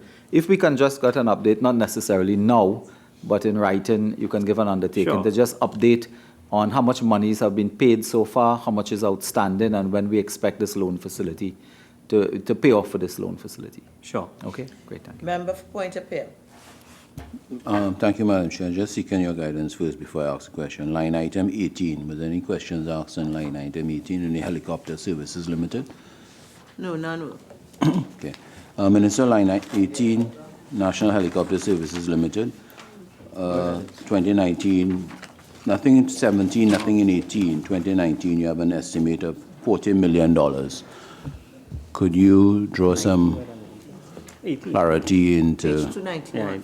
page 291, still under current transfers and subsidies? Yeah, that's a new line item. Is for payment of loans. Payment of loans on behalf of the National Helicopter Services Limited? Madam Chair, through you, that would have been what I would have referred to in the House recently about a helicopter that have not been delivered to Trinidad because of the non-certification of the aircraft. And this line item is to deal with that aircraft. Is it, just for clarity also, is the government of Trinidad to be guaranteeing this particular loan of $40 million on behalf of the Helicopter Services Limited? This is a matter that again is before the court at this time, but there was some payments that had to be made to Madam Chairman, just let me come in here. Through the charter party. Let me assist the Minister of Works. This helicopter was procured before the general election by the last government. It is a very convoluted situation as to why it was procured, who procured it, on whose authority, and why they procured a helicopter that cannot be used. With respect to the financing, that too is being investigated. Okay. Member for Faisal. So if I could just take you back to line item 15 and just to seek further clarification on the Solomon Butcher Highway extension. Did you give the assurance that the segment from Debe to Mondesi will be completed? I know you mentioned the issues involved. No, I can't give a commitment. I can't give you a commitment that that will be done at this point in time. It is being reviewed. Thank you. Member for Caroni East. Give us an undertaking that he can provide for us the information on line items 11, 13, 14, and 17, with particularly those fixed rate bonds. When did it originate? How long you estimate the payment to be made? Over what period of time? So 11, 13, 14, and 17, those are fixed rate bonds, NIPDEC, 1.5 billion fixed rate bond for under Pure, that's 13. 14 is repayment of 1 billion fixed rate bond, Pure again. And number 17, repayment of TT 400 million bond under Pure again, under 17. Could you? Yeah, we will submit that in writing. Right. When it originated, how much on an annual basis, and when would it be completed? Member for Caroni Central. Yes.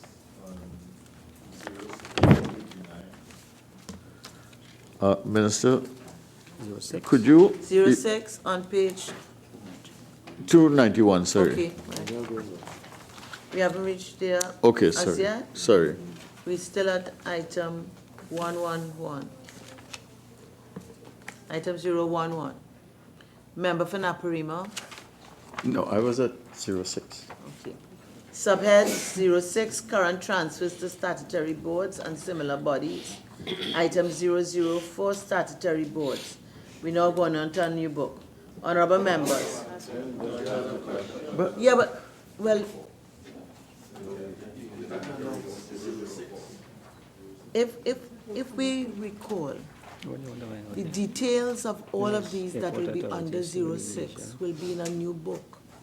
So that's why it's put here, but then we go to the details.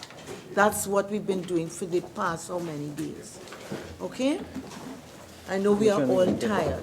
So remember, if you wish, when we go to the new book, the details for whatever you want to be asked would be in that book.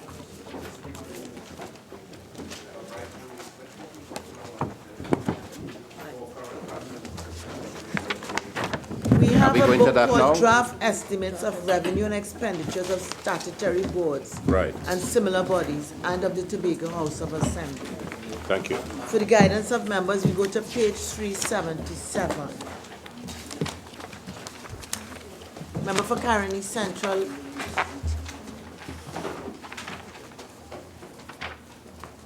Okay, so what we have in the book we were looking at is a summary, and now we're going to each of the individual entities. Right. Okay? So, honorable members, we will now move on to the draft estimates of the revenue and expenditure of the statutory boards and similar bodies and of the Tobago House of Assembly. Yeah. 39, Airports Authority of Trinidad and Tobago. Subhead 01, Personal Expenditure, page 377. Item 001, General Administration. Caroni Central, is your question under this? Yes, under personal expenditure. Yes? Oh, sorry. Yes? Caroni Central? No, I think it might be better under 002, passenger and cargo. Okay, all right, okay. So member for Caroni East, we're under item 001, General Administration. Is that where you are, Caroni East? All right, member for I see in 375, Madam Chair. Under personal expenditure, which was under 375. Okay. Well, I see it now, so I can ask a question on it. General reduction, S01. But I see that we will pick it up in the sub-items. Yes? Okay. Okay. So personal expenditure, 377. For the Yes. Airports Authority, line item 01. Yes. Can we get an idea of how many officers, how many people are employed at the Airports Authority for the value of 26,500,000? There are 864 employees on staff. These full-time employees? Yes. Yeah, Full-time. Any vacancies? there are 38 vacancies.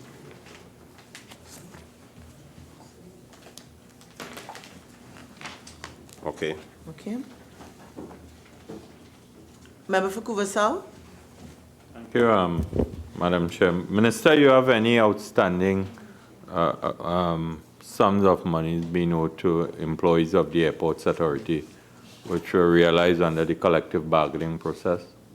Yes, there are about 35 million is owing for the period 2009 to 2014 under the EPA, and the payment will be made depending on the availability of the cash flow. On the availability of? The cash flow. Cash flow? Yeah, money. And the current collective bargaining period, the negotiations are currently in progress? Yes, the PSA for the period of 2014 to 2016 and 2017 to 2019, proposals have not been received to date. The Estate Police Association for period 2015-2017 and 2018-2020, proposals received for the period of 2015-2017 only. Thank you. Member for Tabakit? Confused about one thing. This is about revenue and expenditure, right? Yes. And when you started here, you did not deal with page 376, which is, and I'm looking back, we have not have an opportunity to look at the revenues of the Airports Authority. Because there's some questions here that I would have liked to ask on this page. So I don't know if there's a reason why we're not looking at it. Is this the summary page? I believe this, I think this is the summary page, 376. Is income. You have expenditure on, you have a summary of income and expenditure on page 375, but then, but then you have, detail, but for example, if I may give an example, ma'am, can I? Yes, please. Under number 11, under fees, right? You have passenger facilitation fee that you didn't have in 18 and 17, but you have $13,400,000. And you're wondering whether that's a new fee. It is. And how is that going to affect the passengers, and whether that's going to be absorbed as a new tax. For example, you have security that is going to go up by $18 million. And then you have also landing fees going up by $12 million. Are those going to be passed on now to the taxpayers? And it's going to affect the cost of transport, the ticketing cost, and what have you, because these are substantial amounts that are being increased here.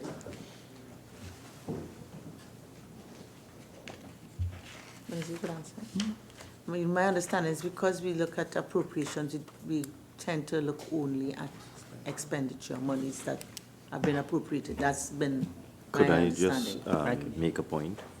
There is a book called Estimates of Revenue. Yes. And all receivers of revenue are accounted for. So that although that is not one of the items that is examined in the Standing Finance Committee, because the appropriation, as the chairman correctly said, is for expenditure, not for revenue. But I will look into the estimates of revenue and see whether the answer to your question can be found there. If not, we can deal with it in due course as the session, in the parliamentary session. Thank you. Okay.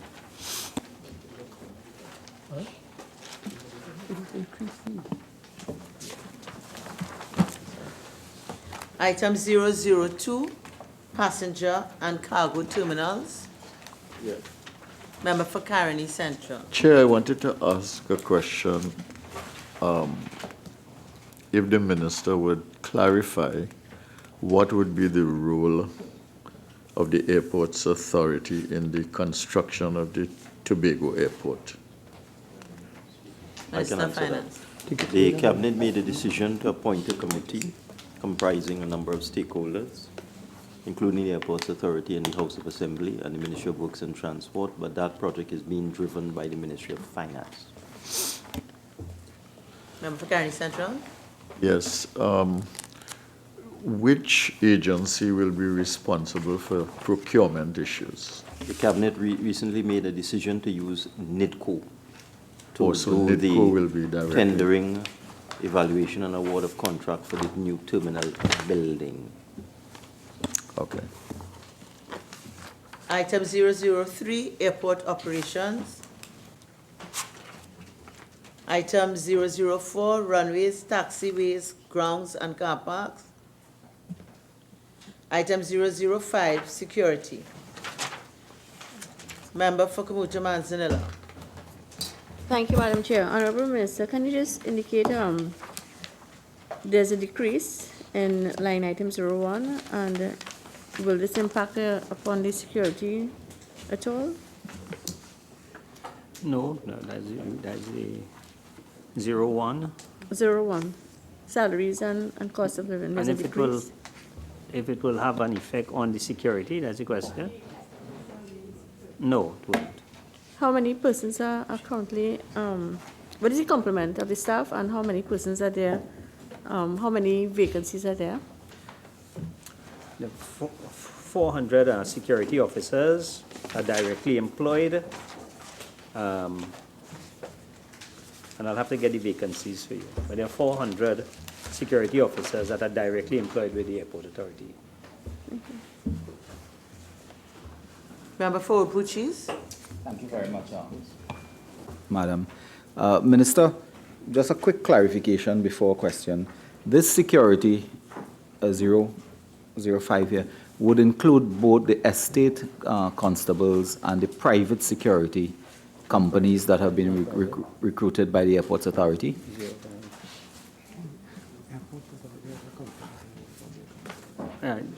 This will include the public and the private. Sure.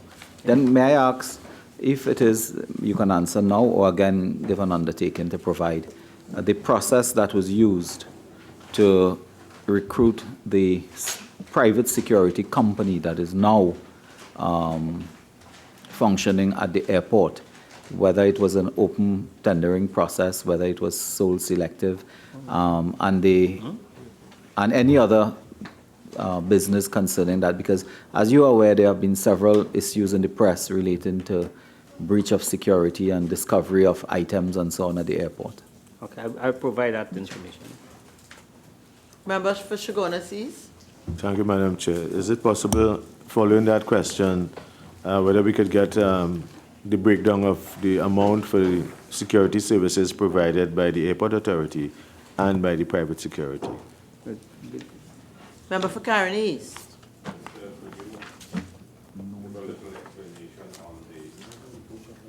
Large overtime payment of 20 million last year, and, well, of course, you reduced it this year. What accounts for that large overtime payment? That is 03. Yeah. It would have been a reduction in overtime due to the redeployment of security at other posts that requires specialized aviation training and the use of CCTV surveillance and external security for landside posting. So you're reducing? Yes. Okay. Madam Chairman, I just want to make the point. If you look at page 380, 00528, other contracted services would be private security. So the information is there.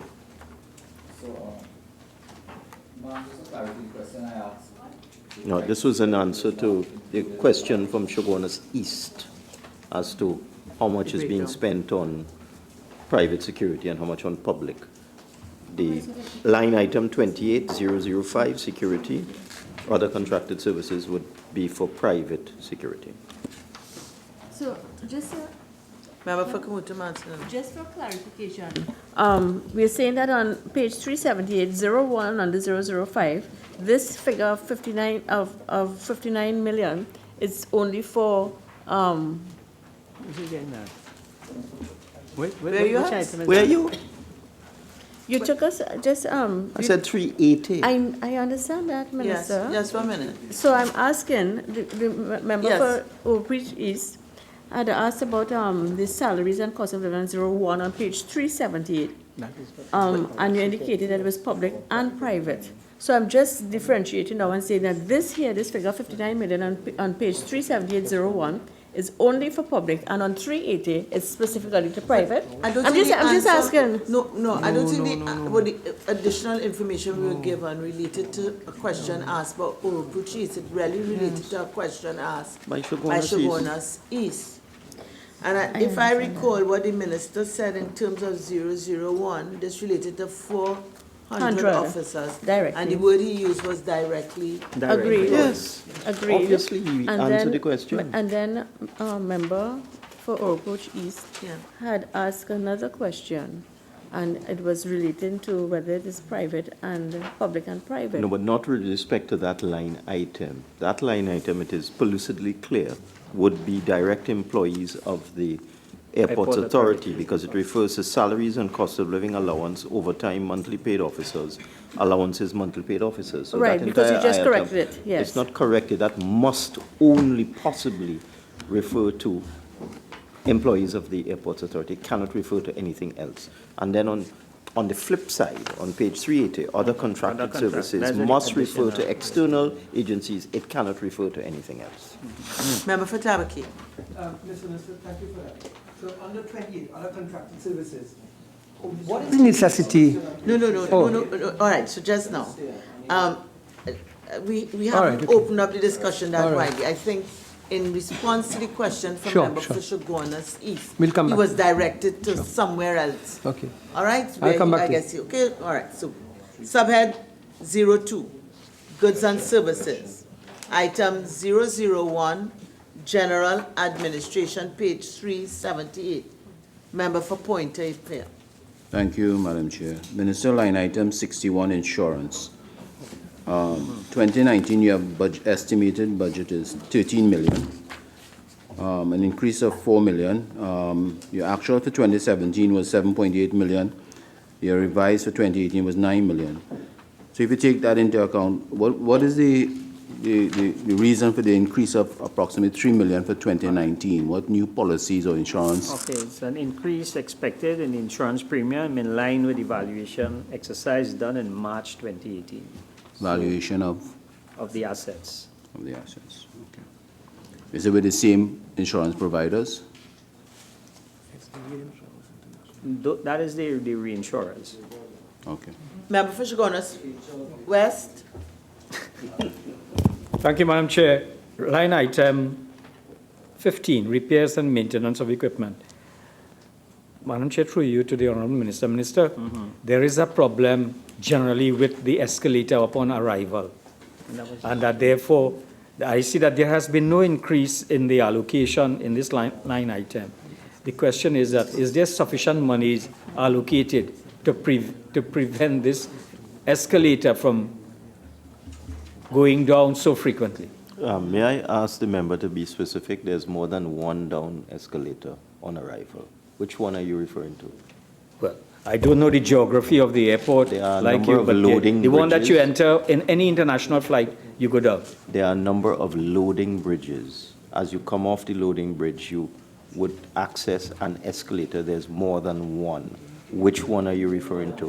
The one that, well, I can't really indicate which one, but what I You do shouldn't know. say they all will Well, no, down, because it can't be let me true. ask it differently. Is all the escalators in the equipment operational, and if right? And then therefore, what is the downtime of the various escalators you have, and what efforts are being made to ensure that they are operational all the time? Because I can tell you, I see old people struggling to walk down the escalator when it is not operational because there's an eyesight problem in dealing with it. And escalator. At this point in time, all the escalators are working. At this point in time. Well, okay, fine, Honorable Minister, but perhaps in looking at this line item, we could put some preventative program in place to ensure it's operational all the time. Noted. Member for Caroni East. Line item 61, the insurance, the increase from 9 million to 13 million. Could you indicate who is the provider for this insurance for the Airports Authority? If there is one or more than one, and if there is one, who is the provider? Will provide. Member for Shogunas East. You have your colleague at the side from the Airports Authority. I'm sure he will know right away who is the provider. Is it something that we should not be privy to now? I don't have that information at this point in Angel time. Gabriel? Member for Shogunas East. Thank you, Madam Chair. Honourable Minister, is it possible to get some details on line item 27, fees? Sorry, 23. Line item 23, fees. Can we get some details as to what these fees are about? This is a reduction in the fees. And this reduction in the legal was anticipated with the use of in-house experts from the legal team. There's a decrease, yes. So some of the job will be done in-house with the legal team in-house. Do you have litigation matters that these fees will be used for? And if so, how many matters do you have? I could always forward that to you. Yeah. Member for Oropouche West. Minister, line 62, promotions, publicity and printing. 2018 revised estimates, we see 2.7 million. 2019, 3.5. There's an increase of 800,000. In light of the fact that the Honorable Attorney General said that too much paper is being used in the judiciary, do you think that there can be alternative ways in which the public can be educated? This line item was increased because we anticipate an increase with the need to advertise in the print media for contract services such as going forward. So this is an increase for advertising, for RFPs, and so for contractual services going forward. Don't they use the social media too? Well, I don't think social media is accepted for advertising for contractual services. I would just think of the reducing costs. Member, item 002, passenger and cargo terminals. Member for Shogunas East. Thank you, Madam Chair. Honourable Minister, line item 09, 12.9 million for vehicles and equipment. Could you tell us what vehicles and equipment and who are the persons from whom you lease or rent? Companies and the amounts? If you can't have it, you don't have it here, you can always... I was support you with that. But could you give us an idea of the equipment that is leased now or rented? Again, I will have to supply you with that. Member for Caroni East. Item 003, airports operations. Item 004, runways, taxiways, grounds and car parks. Item 005, security.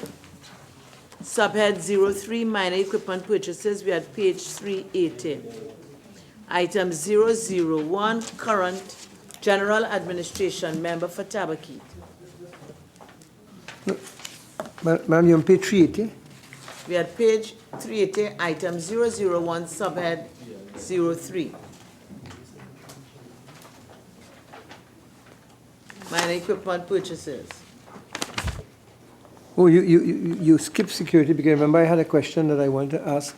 No, I didn't skip security. I said item Well, I put my hand up, but you probably didn't see it. But I had my hand up under security. So that's why I was looking back when you said 3 now, I'm looking at 2 because security, which was in relation to the answer the Minister of Finance gave.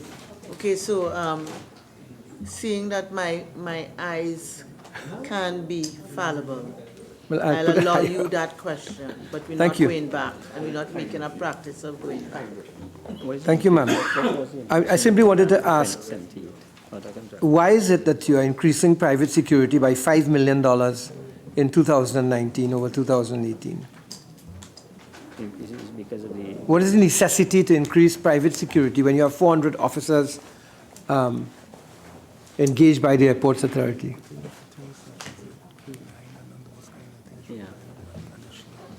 Because there were additional specialized security, like the K9 unit, and other security measures which I really would not want to talk about pertaining to national security. So is it then that the K9, the dogs that you're going to use at the airport are dogs that are going to be procured from private security firms?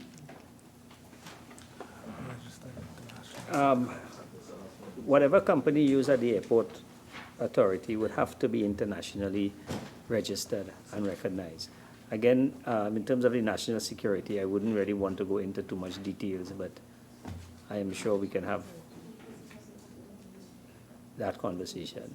And you have to understand, member, in today's world, there's a lot of focus on acts of terrorism, and airports are required to have far more stringent security I just wanted to know what it was. I'm just for, that's telling all. you, it's something that we really can't discuss. No, I'm fully aware of that. I just wanted to know what it was for. Okay, so we back to subhead 03, minor equipment purchases, item 001, general administration. Subhead 04, current transfers and subsidies. Item 007, households. Item 009, other transfers. Member for Tabaki. I just want to get an understanding. I've seen it throughout the books on the matter of 01, depreciation. Can you explain, because as I understand it, depreciation is not a cash outflow. Why are you including this as a depreciation? Because it's really an accounting procedure. It's an accounting procedure that you have to account for the depreciation. So it is an accounting procedure. Currently sent east? Minister, in the accounting process, why do you have to put it as an expenditure if it is being depreciated? First of all, what is the asset that is being depreciated to the value of 160 million? And what percentage depreciation you use as a yardstick for that? Through you, Madam Chair, this has been the process used from inception, and it is the asset of the authority, total asset of the authority. I don't know if the Minister of Finance could Madam Speaker, help me with that one. it is standard practice in accounting when you're declaring your financial results that you do so and state earnings before depreciation, amortization, taxation, and other expenses. You must account for depreciation as an expense, reason being that you need to replace the equipment and the assets that are depreciating. So you must account for it as an expense in your accounts. Sure. But if this is considered as a line item under expenditure, when in the end of it all, if you're just accounting, depreciation is just accounting, you are not paying that money, the state is not paying that money of $160 million. So where does that $160 million go? They paid at the top. It is not being paid, so where does it go?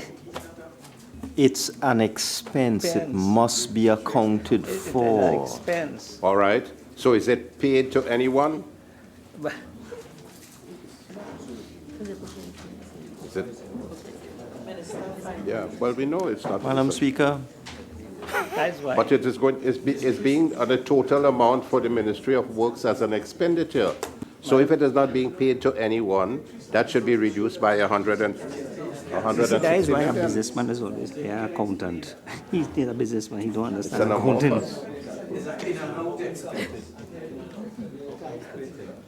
Because the expense to you when you pay it at the top. and you just take it out annually, it is an expense. To go and talk to the accountant. If you look, you'll see it is treated as income under government subvention 3. It's 160 there, and then it's cancelled out on this side. So it nets out. So that is the answer. Let me ask, is the member for Caroni East only asking this to test the minister's familiarity? No. Or is it- okay. No. All right. No. What is So, the member accounting for Caroni principle? East, has your question been answered? But if I that's test it, confusing a it lot of long people in time. public. Member for Caroni East, has your He question been failed the answered? test long time. Okay. 50. No. Port I Authority of have Trinidad other and questions Tobago. here under 009. Could the minister, I'm trying to draw to your attention. Could the minister provide, if not now, as early as possible, the information related to all these bond issues in terms of the principal and the interest payments? I saw some you have started in 1998, ended in 2018, and some 1999, ended in 2019, but there are many others you do not have that information. And that is very substantial, close to about over $200 million. Could you provide the information for us on when the principal started, what was the value, when does it end in terms of the interest payment and the principal payment? As any loan. Yeah. Could you provide that for us? Sure. Right, thank you. 50. Port Authority of Trinidad and Tobago, we had page 392. Subhead 01, Personal Expenditure, item 001, General Administration. You ready? Subhead item 002, Engineering Division. Member for Kamuto Manzanilla. Thank you, Madam Chair. Honorable Minister, how many engineers do you have on staff? How many engineers on staff? I think with the total employment at the port, in terms of the engineers, I'll have to submit that to you. Thank you. Member for Point of Appeal. Chair. We're on page 392, right? Correct? In the Marine Well, we Division? had item 002, Oh, 00. Engineering Department Division, which is on page Okay. 392. Well, when you get down lower then. Marine Division. Member for Caroni East. Bearing in mind the statement made by the chairman of the Port Authority, the union, the trade union, that they need to send home 400 workers from the Port Authority. How many workers are there now within all the divisions? And how many vacancies are there? And how do you relate to what the Port Authority labor leader has indicated? Well, let me start by the last first. Government have not taken a position on sending home anybody on the Port Authority at this time. So I will not comment on what the union leader would have said. That might be his views in sending home employees. In terms of the number of employees at the port is 1,543, comprising monthly paid employees 701 and daily paid 842. In terms of vacancies, we have 50 vacancies, senior managers 17 and regular staff 33. Thank you very much. That was very clear and explicit. I appreciate it. Item 004, Marine Division. Member for Point of Appeal. Minister, 004 Marine Division. Is this division the area or that's in charge of the Tobago ferries? No, TTSC does it, part of it. they do some Marine stores. services for the TTITS. Okay. And in your budget debate, you had announced that the Port Authority would not be handling the Tobago ferries sometime in 2019 and beyond. I remember. I never said sometime in 2019. I never said they will not be. I said one of the plans that I have is to take a note to Cabinet to ask that the services rendered by TTIT be placed in a separate company. I didn't give a timeline, and I didn't say that the port going to close. Okay. I stand to be corrected. Thank you. That was merely a shot across the hall. Or the stern. Item 005, Wharves Division, member for Tabakit. So, Minister, item number 3, overtime, monthly paid officers, particularly monthly paid officers. Does the port work on a shift system? The port has a unique work schedule, their time. It is one that, in my opinion, is outdated, and it cannot be continued if the port has to be a modern port operating to compete with the ports of the region. So it is their work schedule is something that the new board is looking at, and as I did say in the budget presentation, we expect a presentation to the Cabinet within the next 2 weeks. Then are you suggesting that this amount of monthly paid overtime, officers overtime, and in this case is $5.158 million, is as a result of that antiquated system of operation? Yes, it is, and I can indicate that this has been reduced by close to 50%. So the port is working to reduce the overtime, but because of the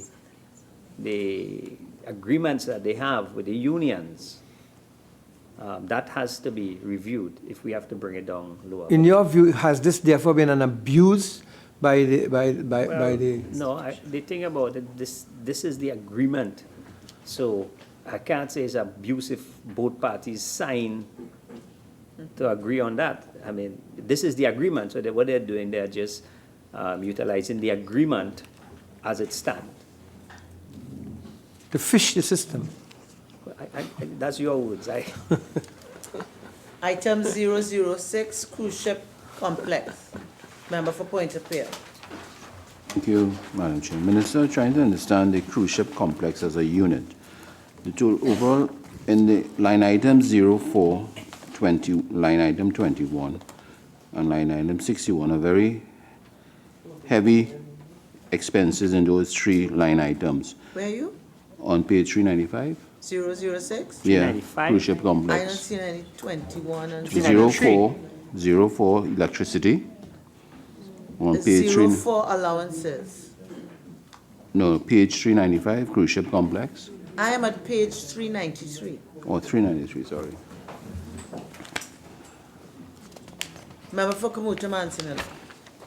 Thank you, Madam Chair. If the Honourable Minister can indicate the reason for the increase in line item 01, salaries and cost of living. And this includes the salaries for employees on pre-retirement leave to the end of the calendar year 2018. Thank you. Subhead 02, Goods and Services. 001, General Administration, member for Urupuch West.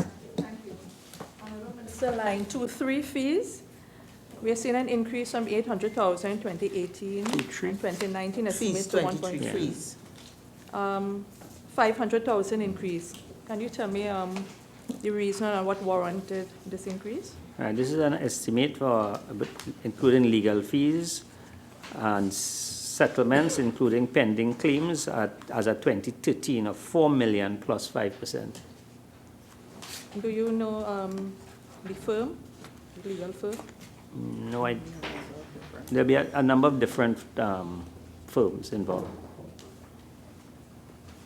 Item 002, Engineering Division. Item 004, Marine Division.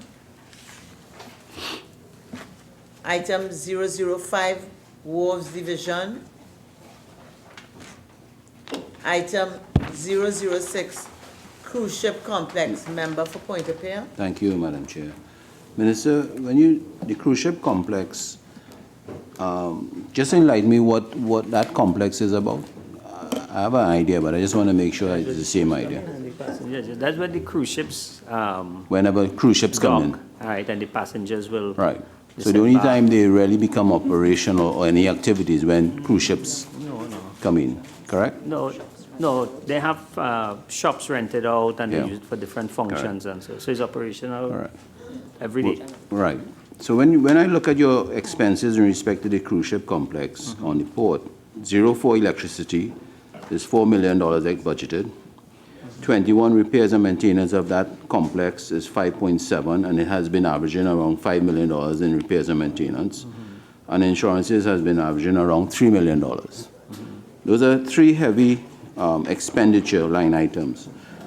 Have you all looked at the profitability of running this cruise ship complex? Because it has been losing over $18 million a year, approximately, when you look at the salaries and the general expenditure versus the income of rental.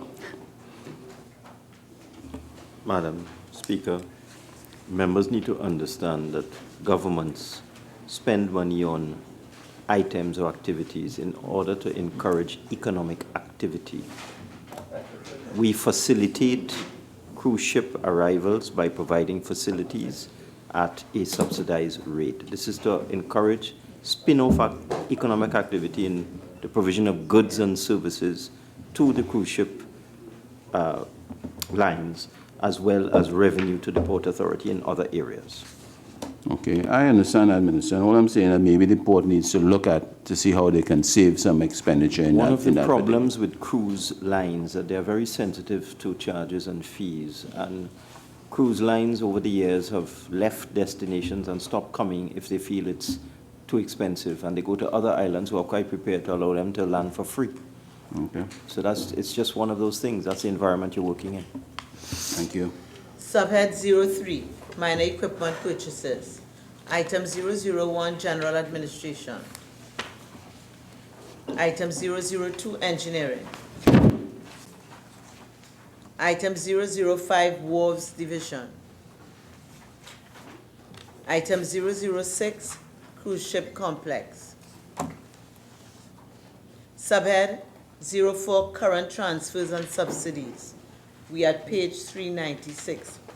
Item 007, households. I'm just trying to establish that the total government subsidy to the port will be 101,736,000 in 2019. Yes, but that does not include it.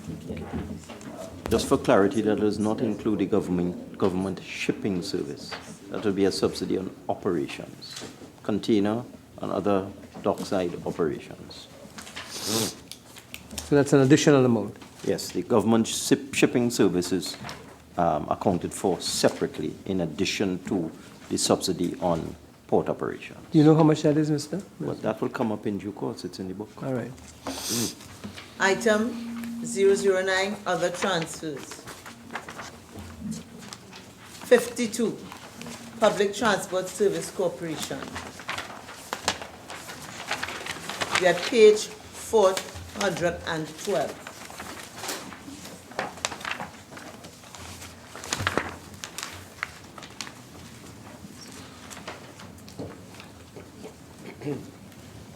Subhead 01, personal expenditure. Item 001, general administration. Member for Kamuto Mansanilla. Thank you, Madam Chair. Honorable Minister, line item 01, salaries. Can you explain the decrease in the line item 01? Decrease in line item 01. You have that?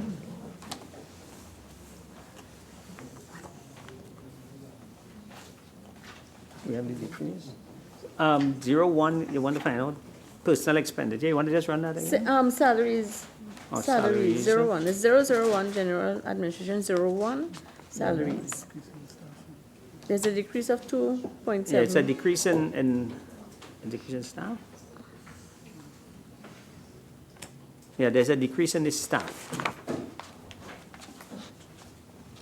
There was a decrease in the staff? In 01. Is it as a result of the staff, is it being overstaffed? Was it overstaffed? What is your complement of staff, Minister? Private officers. Okay, the staff, the complement of the staff, you have it there? Okay, I'll have to forward that information to you. Okay, and if there are any vacancies that are to be filled as well? Yeah, sure. Member for Point Appeal. Thank you, Madam Chair. Minister, line item 06, remuneration to board members, an increase of $85,000. Why should there even be an increase? I'm assuming that a board would have X amount of members by X amount of board fees, and that would be a maximum that should be. They didn't have is the it full complement. Yes. The board, there's a minimum and a maximum, and the board had been operating for some time with the minimum. They've now increased the number of board members, so that automatically translates into increase in fees. Okay. Item 002, vehicles and equipment maintenance. Member for Caroni East.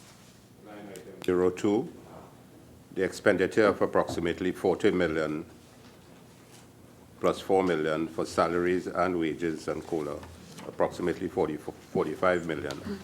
How many members of that will account for? How many employees that will account for 45 million for the PTSC? We had 02, Yeah, wages and COLA.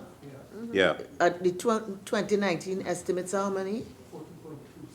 40.270. Not 45 million. Yeah, total for salaries and wages. 01 and 02. Okay, all right. Okay, the increase is 3.7 million. No, not the increase. I mean, how many the PTSC? Okay, the reason for the increase is for because vehicles you and have equipment an additional 30 additional staff. How many staff you have in vehicles and equipment maintenance to account for 45 million expenditure on wages? Over 400. Wow. They take care of their own fleet of vehicles? Yes. Mm-hmm. That's 45 Member for million. Tabaki. Complement of the equipment and vehicles, but particularly vehicles. How many buses are there in the fleet? How many are serviceable? How many are non-serviceable? And how many are on the road? That we necessitate. We have $40 million being spent a year to maintain The it. total buses on the fleet is 389. The operational buses are 195. PTSC expects, based on the repair plan, to bring into operations 230 buses by November 30th, 2015, and 250 by December 2018. So, Mr. Minister, of your 389 buses on the fleet, 50% are inoperable. Yes. How did we reach that stage, Mr. Minister?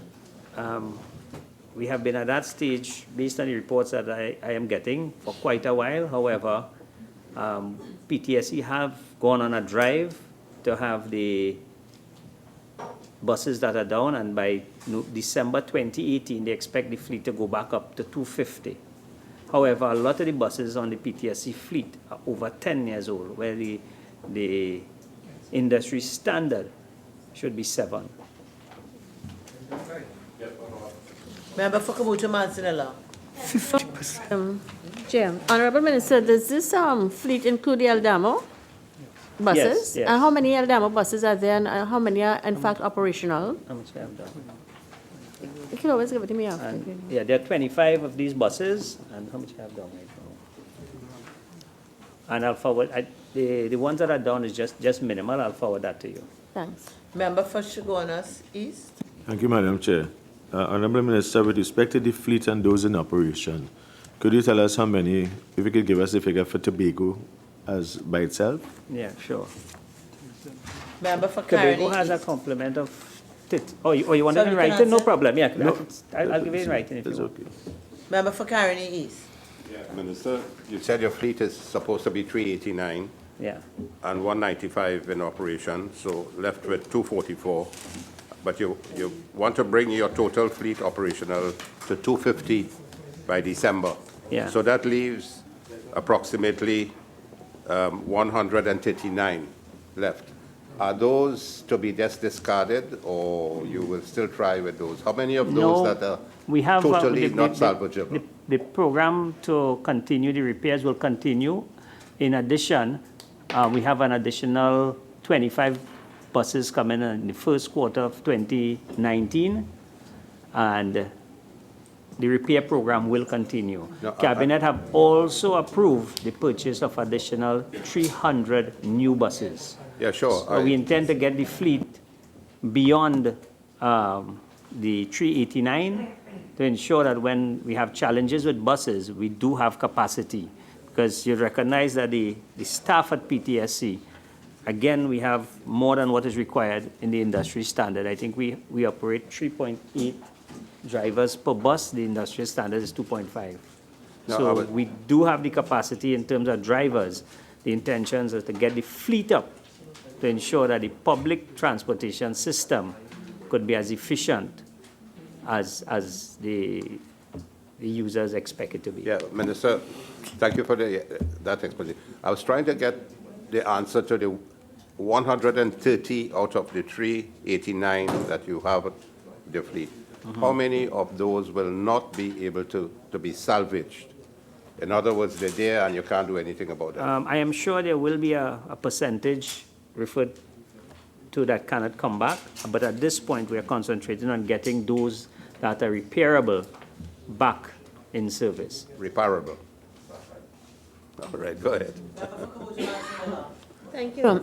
Honorable Minister, regarding the same line item, I understand the Eldamo service is oversubscribed, so will you be increasing the fleet in light of the fact that you The answer to that is yes. purchasing 100 new buses? 300, the answer is yes. 300? In the purchase of the 300 buses, consideration will be given to all the buses that is required in the fleet. Thank you. Would there be an open and transparent process in the purchase or of these vehicles? And what process would you tell us? Madam Chair, through you, all processes through this government is open and transparent. What process and this one will be no different. What process will be utilized? Is it by the PTSC or by the Subcommittee of the Cabinet. Okay. Or whom? Once the process has been identified, it will be announced.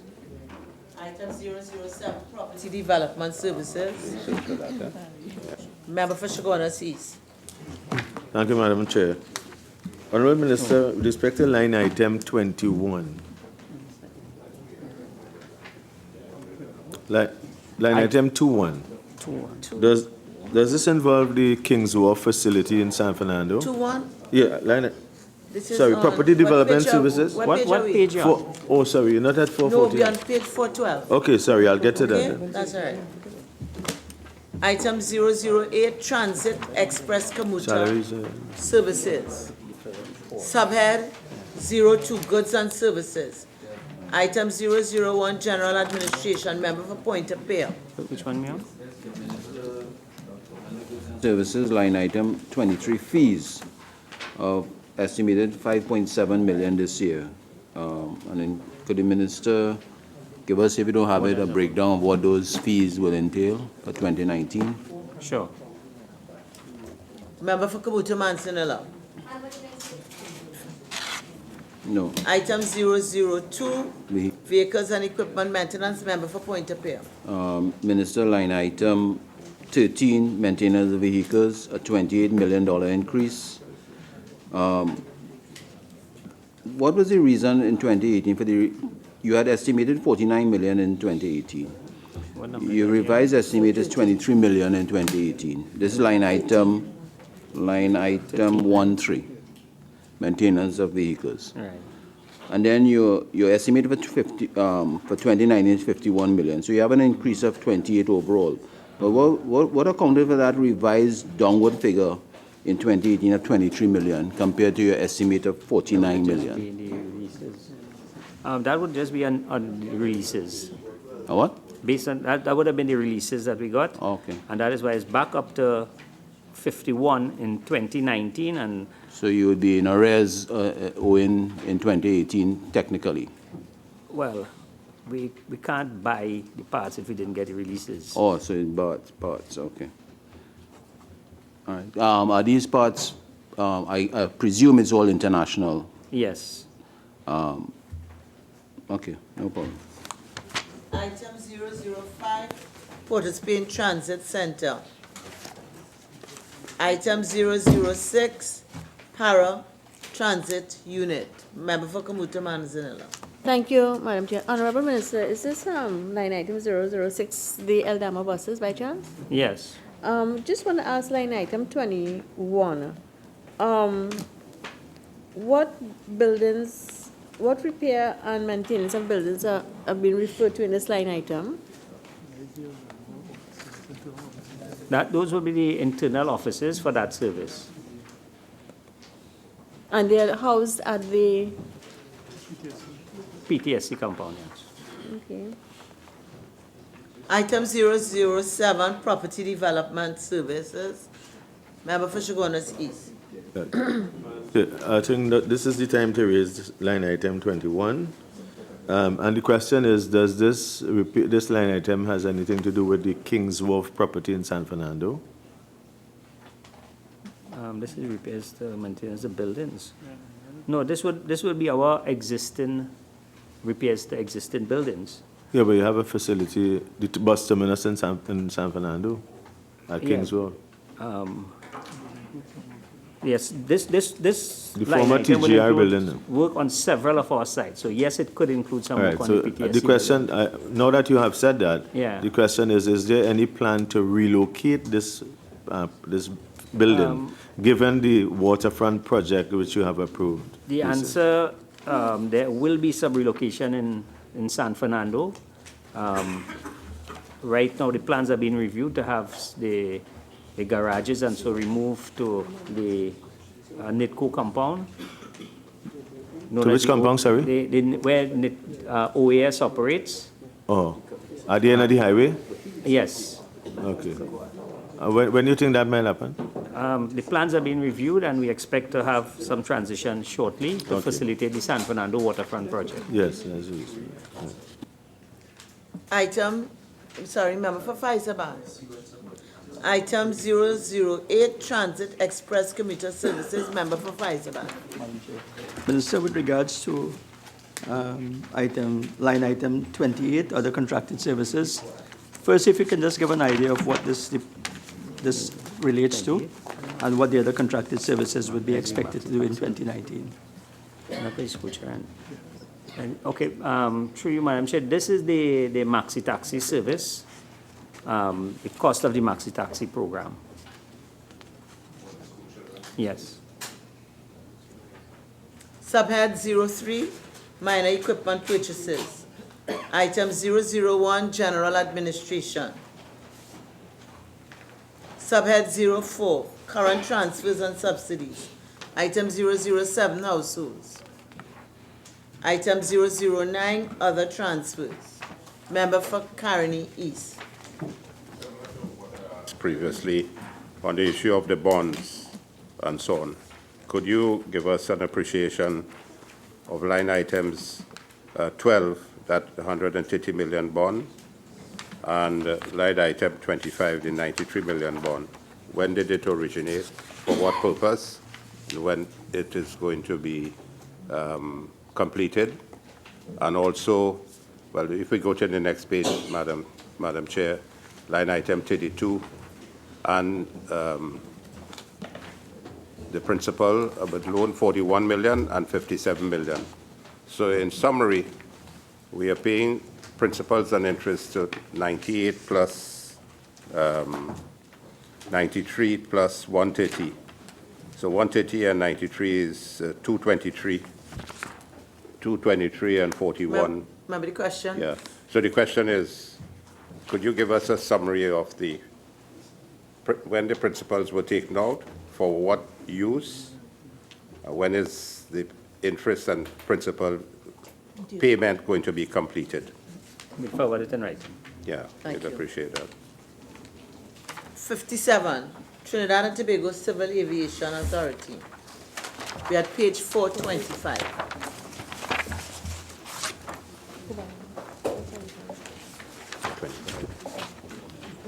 Subhead 01, Personal Expenditure.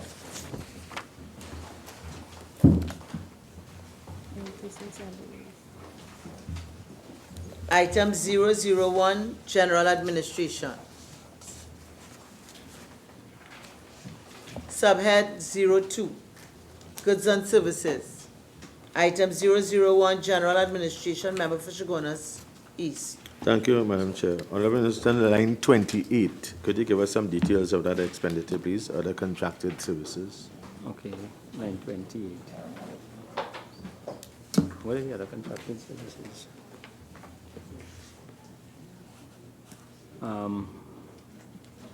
If you have it now, Madam you could Speaker, I would always- submit that No, in no, it's okay. writing to you. Member for Chaguanas West. Thank you, Madam Chair. The Honourable Minister, official overseas travel, line item 27, there's an increase of $1.9 million. Is this what is envisaged by this? From time to time, Madam Chair, through you, the authority will have to do overseas travel to ensure that they keep up with all the statutory requirements through the international bodies. I can further any information to you if required. It's not necessary. Subhead 03, Minor Equipment Purchases. Item 001, General Administration, page 426. Subhead 04, Current Transfers and Subsidies. Item 001, Regional Bodies. Item 004, International Bodies. Item 007, Households. Honorable members, we shall now move on to the draft estimates of development program. Another book. Subhead 09, Development Program. We're at page 108.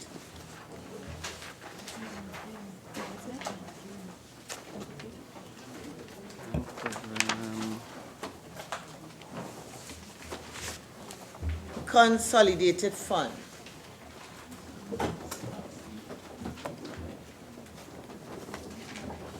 Item 001, Pre-Investment, Member for Tabakit. On the development program, I just wanted to ask the Minister, why is it for 2018, only $36 million of the $192 million allocated was spent? Madam Chairman, I think practice is that we look at 2019 estimates, Okay. not 2018.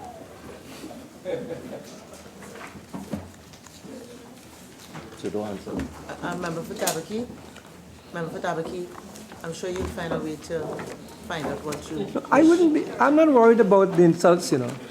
The population is seeing Madam exactly what the member is doing every day. Madam Speaker, I take objection when I population make has a a good eye. clear, definitive statement in polite language that the members opposite misconstrue and distort my polite statements and characterize them as insults. It is just offensive when they do that. Please do not do that. Member for Orpo Cheese. Thank you very much, Madam Speaker. I think this was the Madam Speaker, the Minister of Finance need to contain himself. To the Minister of Works and Transport, may I ask a question in this manner?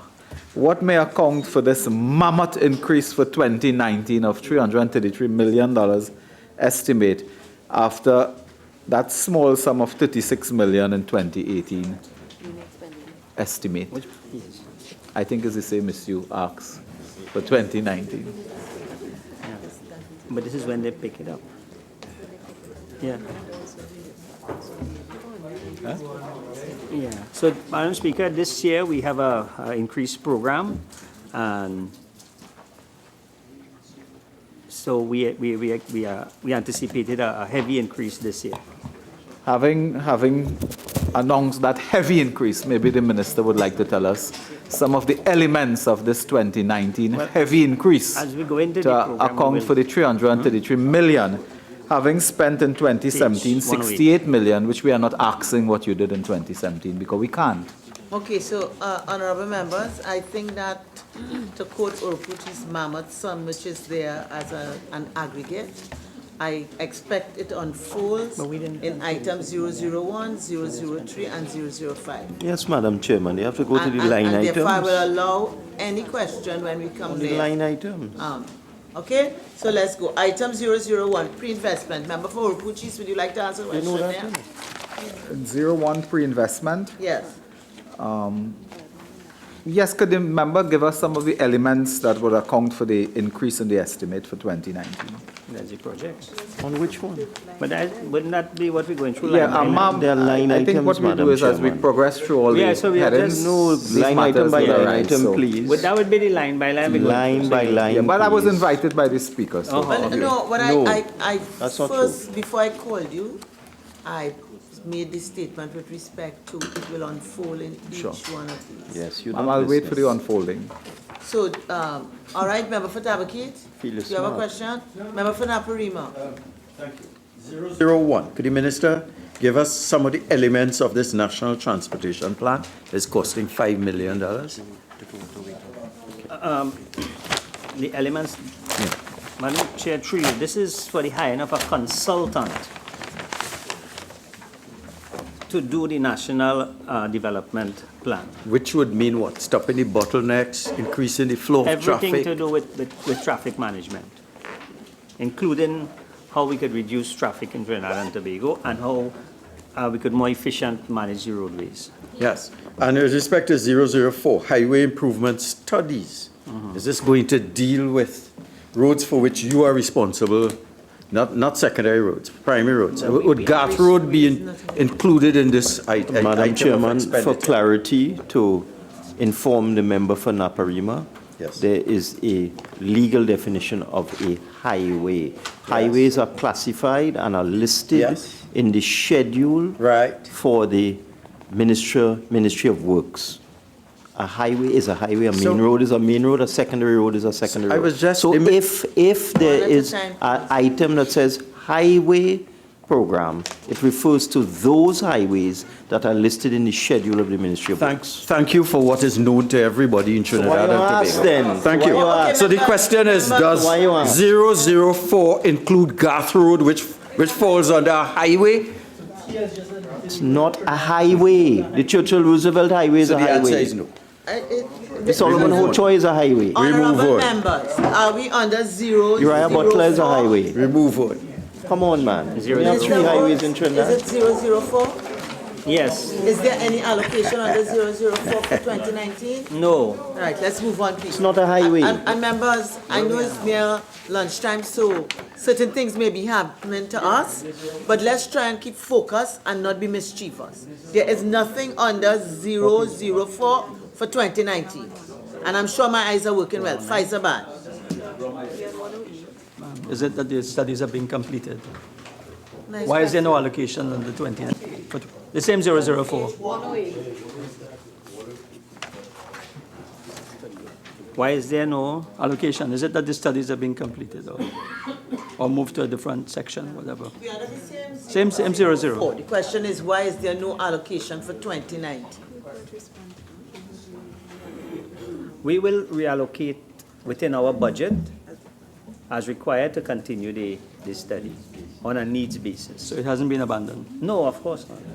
Member for Oropuch East. Highway improvement studies, and my question pertains to that. Minister, on the highway improvement studies, on the 28th of June 2017 in this very house, we checked the record, of course, and you had promised to undertake a new study to deal with hydraulic issues for the Debe to Mondesi segment. Would that not be included under highway improvement No. studies? No. And where have that studies reached? Have you completed the study? No, Have you started the study? No, this project does not cover that. That is a separate Oh, that is project. covered somewhere else? Yes. Has the study started? NITCO will be reviewing that document, as I said previously. Madam Chairman, Okay, the thank you, minister thank you. does not have to answer a question that does not deal with this line item. Thank you very much, Minister. Much appreciated. Thank you very much, Minister. Appreciate it. Member for Caroni East. No, I was ahead, so when you reach there, I'll ask the question. Item 003, Economic Infrastructure, pages 111 to 116. Member for Caroni Central. Yes. The major river clearing program, $10 million estimate. 001, Minister. Yes. Could we please have an indication of the rivers that are involved?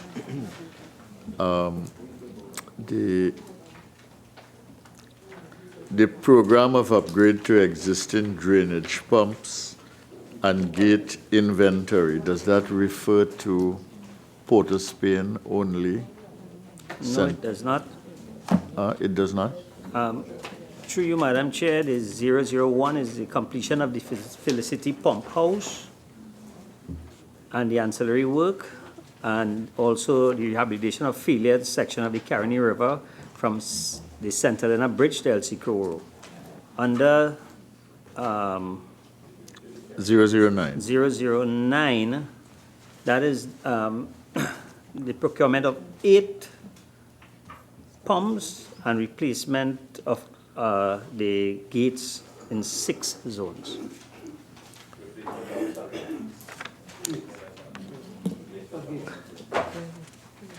Member for Kamutu Mansinala. Thank you, Madam Chair. Honorable Minister, for line items 001, 003, 006, and 009, if you can provide, not now. Member, could we take it one at a time? It's one question. Is one. Not 6, 7. Member, can we take it one at a time, identify Okay. them? 001, Yes. if you can identify if any rivers in my constituency will be addressed. I with think this somebody program. just asked for the Yeah. rivers. 001. 001. 003, again, if it can, my constituency can be identified as to benefiting from this. 005, if my constituency of Kamoto Manzinala would be benefiting. And 009, if you can advise if my constituency of Kamoto Manzinala will be benefiting. Thank you. Member for Naparima. 003 and 003, could the minister indicate whether the Barkpoi area would be included in the flood mitigation program? Yes. Through you, Madam Chair, under this line item, we will accommodate all rivers as far as the funding is available. Could the minister then indicate whether the Guayakara River, which you know is significant in the flooding of Williamsville, is that included as a priority? At this time, Madam Chair, I asked yes, him, the Guayakara River is included. The Guayakara River is included? Yes. Thank you, sir. Thank you. Thank you. Members for Shogunas East.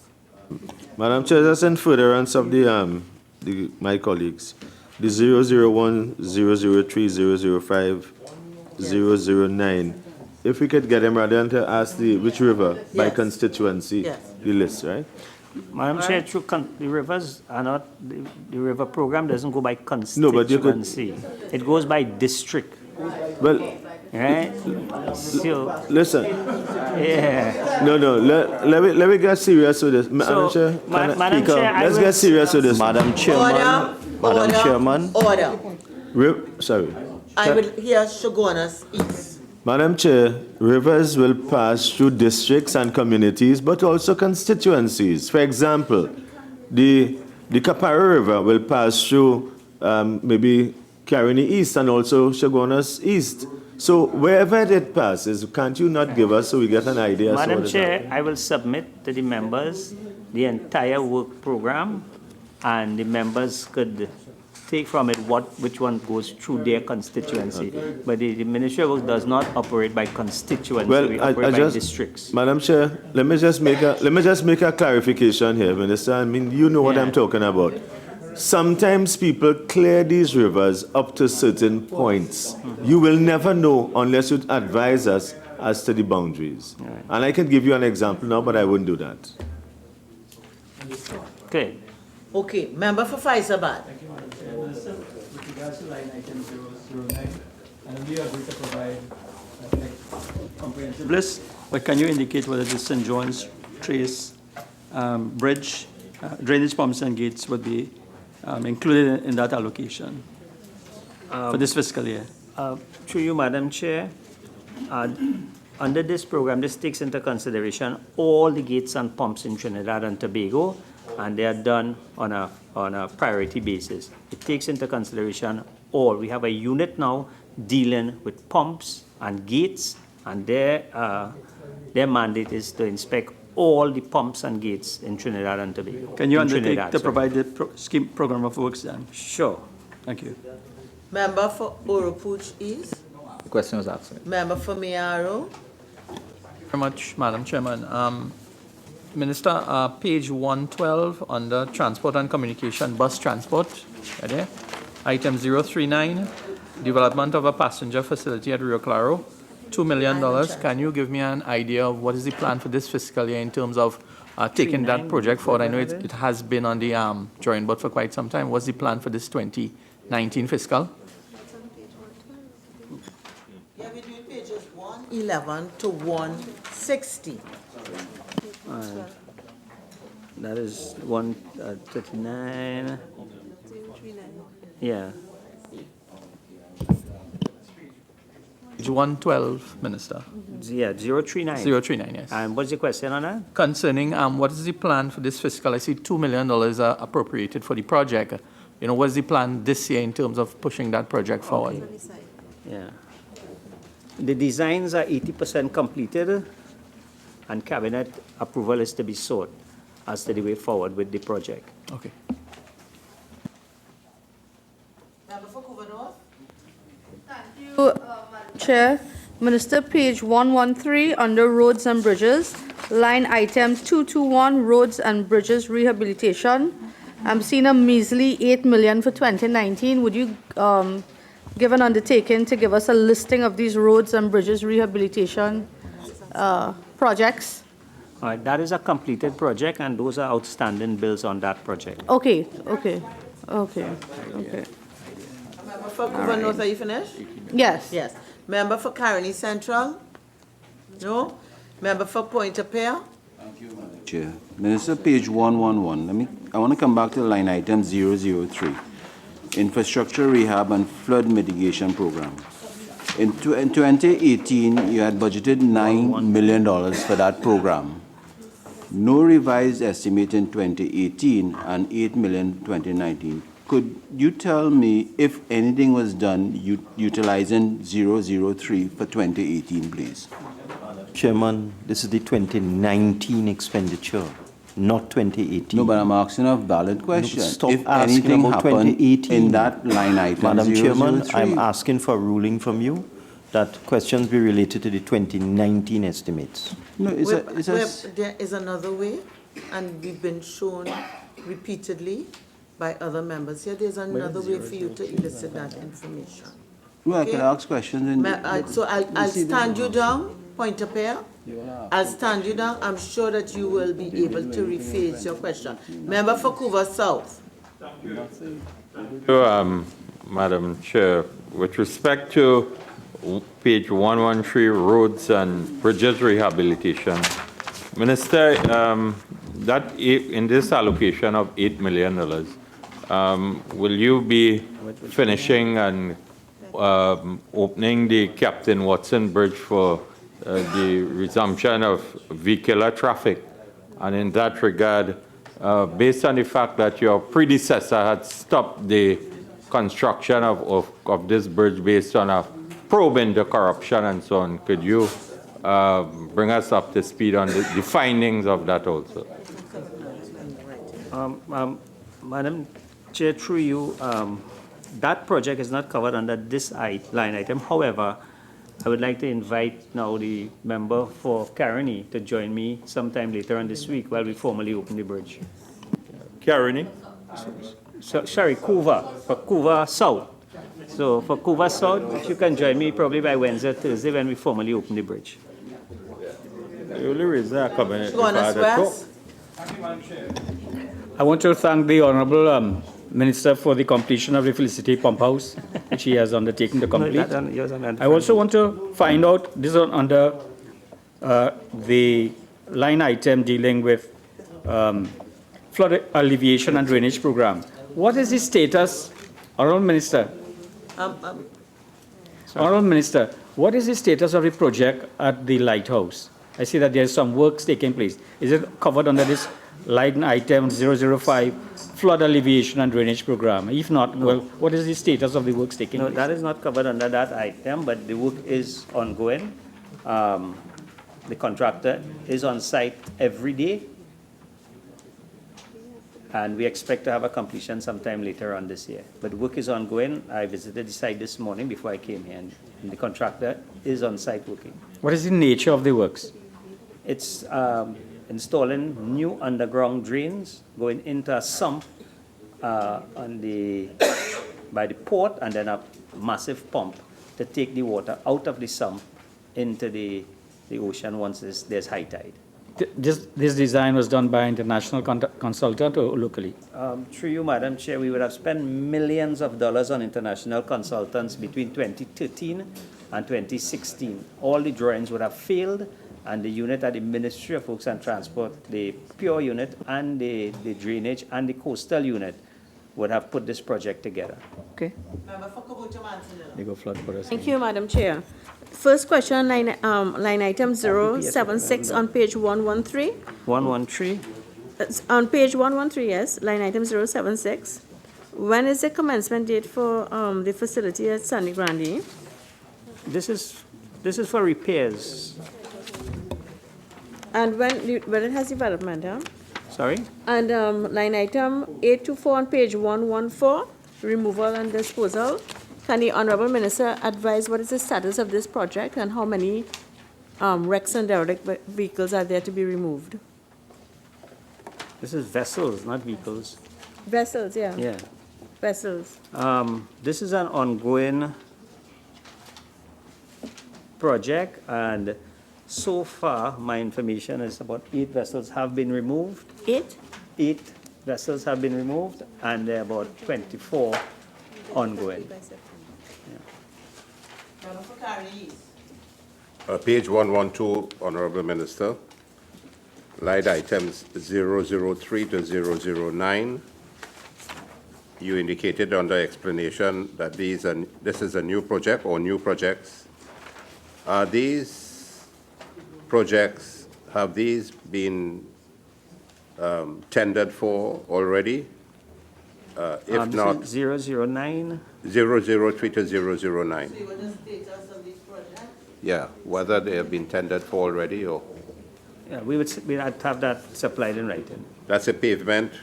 And what is AMRRIA under 003? Under for 30 million. ANR Robinson. ANR Robinson International Airport. Okay. So these have not been tendered yet, Minister?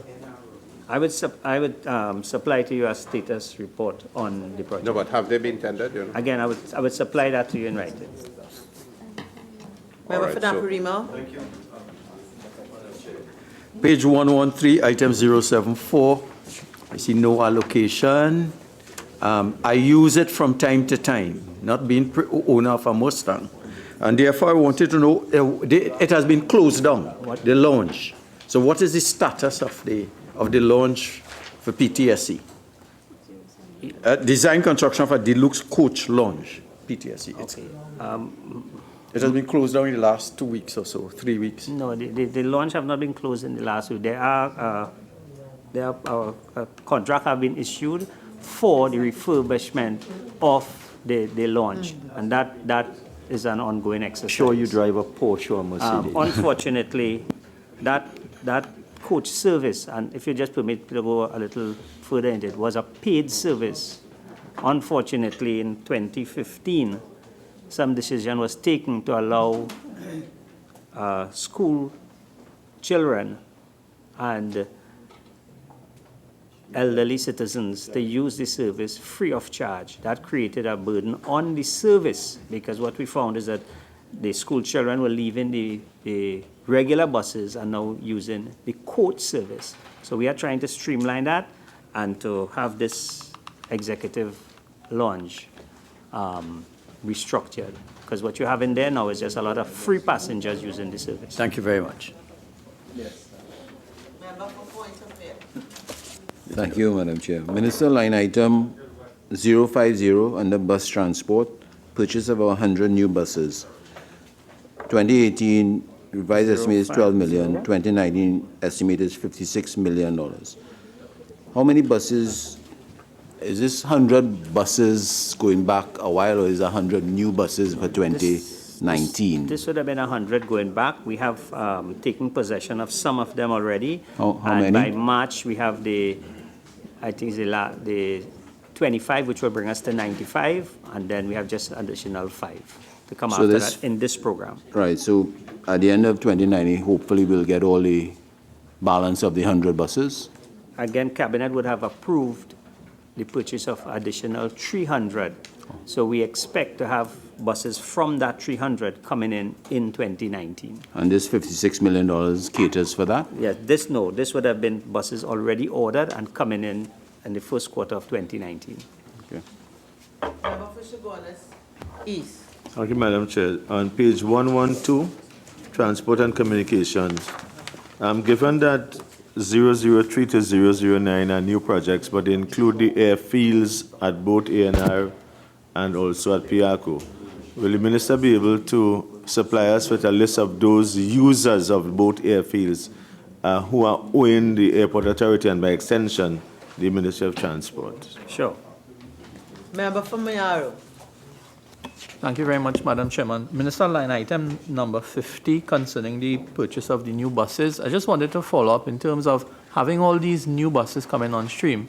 It was my understanding that there is one wrecker at PTSC that is not at the best functioning service. Was there any request from PTSC to purchase additional wreckers to augment the service to support the maintenance of all these new buses that are coming in? Through you, Madam Chair, the wrecker has nothing to do with the new buses. I would expect that the new buses will not require a wrecker. But And it's not this line item. But PTSC is working on getting additional wrecker. So they are working on getting Yes, additional wrecker. Mercedes-Benz shut down as well, Minister. Thank you. Madam Chairman. Member for Oropuch. Now, I realize it's a little past 1 and people might be getting a little, Madam Chairman, they're hungry, asking questions. But let's try and focus. There's no record line Let's item. try and focus and get through this, please. Member for Oropuch West. Line 050, I'm just following through again. Just who has been awarded a tender for the purchase of these 100 buses? What is that? Who has been awarded the tender for the purchase of these 100 new buses? Madam Chair, through you, again, the 100 buses,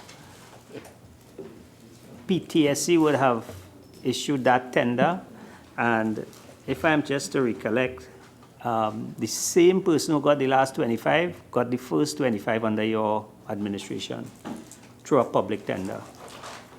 Member for Faizabad. Madam Chair, if I may indulge, Minister, I'm trying to find a line item on the road systems, operations and services, but I'm referring to those overhead signs on the highways. What line item is this, please? What line item is this, please? You cannot make up your own line items. I know I can't. You can't. Minister, No, you can't do that. This has been going on whole morning, making up line items. I'm just trying to put in a Is this suggestion. sparring completed? Member for Tabitha. This is clarification, Madam Speaker. 14824, removal and disposal of wrecks and derelict vehicles.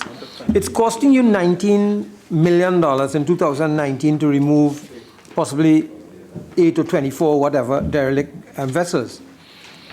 What income do you earn from these vessels that you wreck? Madam Chair, these are vessels that would have been derelict vessels that are parked there with no owners. Good. And it is responsibility of the Maritime Service Division to have the channels clear Good. in the event of collision by vessels coming into port. Have you considered offering these to scrap dealers at their cost to remove them and dispose of them rather than we spend $20 million and get nothing for it? Madam Chair, this is a very serious exercise. It is not an income earning exercise. The past experience with utilizing the method put forward is that these scrap iron dealers, they cut the top of the vessel that is out of the water and they leave the bulk of the vessel beneath the surface because it is very costly to float the vessel and to remove it. Thank you, Madam Chair. Honorable Minister, line item 221 on page 113. Just asking, and I know that you indicated that a number of roads have been rehabilitated and this balance of 8 million is for the balance. I'm just asking if Bonnier Road, Balata Hill Road, Tamana Hill Road, Watapahara Road, Boundial Singh Road, Tamana Hill Road, all these areas would Madam be... Chairman, just let me come in here. The minister already made the point to that particular member who asked a similar question, that this item is to pay for outstanding bills on contracts already completed, and therefore it cannot be for new projects along the lines the member has. The minister was crystal clear in his response. So Item 005, multi-sectoral and other services. Pages 116 to 117. Madam Chair, I had given my name. Oh, I just thought members would have located those questions. No. Okay. Member for Shogunas West. Madam Chair, item 828 on page 114, dredging of government shipping service basin, an allocation of 28 million in 2018, no money expended in 2018, and an estimated allocation of in 2019 of 30 million. Could the minister give us an indication of the status of this project and whether it is necessary to now dredge this channel to have the Cabo Star and the Galleon Passage operate efficiently from that location? Madam Chair, through you, the line item as recorded is for the dredging of the channel at the port of Port of Spain. It has nothing to do with our local vessels.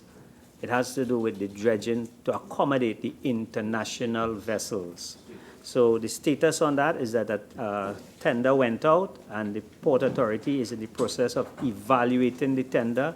I expect a recommendation will come to the ministry shortly, which will be taken to cabinet, and then the exercise will begin. Thank you, Madam Chair. Line item 831, acquisition of 2 multi-purpose vessels. There was an allocation in 2018 of $1 million and an allocation which is clearly merely a line item of 100,000 in 2019. Could the Honorable Minister indicate what is the nature of these multi-purpose vessels and whether or not the INCAT and the Austral vessels are those multi-purpose vessels? Madam Chairman, the Minister of National Security and others have made the point that the INCAT and Austral vessels will be procured using financing from the Exim Bank of Australia. It would not be represented here. So what is this line item for? This line item, through you, Madam Chair, is for the Maritime Service Division. These are vessels for them to use in the event they have to board vessels and so outside to regulate their duties. So these are vessels for the Maritime Service Division. It's a launch. To launch into... No, not to launch. It's a launch. Okay. Carries people. Member for Naparima. Page 113, item 151, installation of zebra crossing street furniture. Minister, I've used the furniture and attempted to use the zebra crossing. And I always get the sense that motorists are not fully aware of the rights of pedestrians with these zebra crossing roads. Are you satisfied that there is need for an education as to what they are and what are the responsibilities? That is not this line item. That is not this line item. Yes, the furniture can lead to death. It's not this line item. Well, explain the line item 151 for me, please. For paint. Page 113. Explain it, please. It's for paint and traffic signals and signs. At 20 locations. So the question is, are these signs understood by motorists and pedestrians? So all are clear about their responsibilities.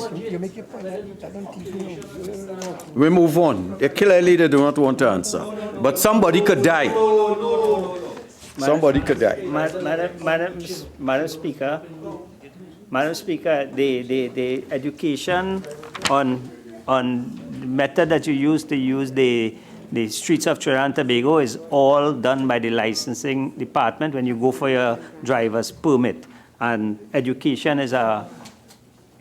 on road use falls directly with the Transport Commissioner under the Ministry of Works and Transport, which you are responsible for. Yes. So I'm asking you the question. Item 005, multi-sectoral and other services. Infrastructure Development Fund, page 208, same book. 208. Item 001, pre-investment.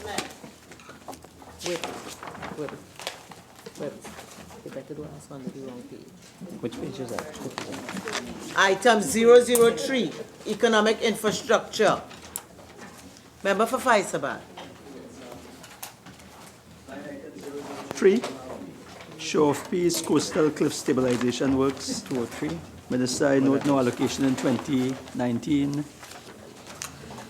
Can you indicate whether this project has been completed? 203.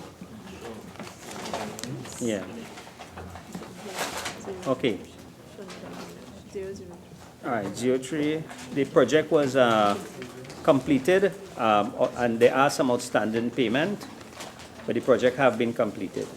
Thank you. Member for Cuba North.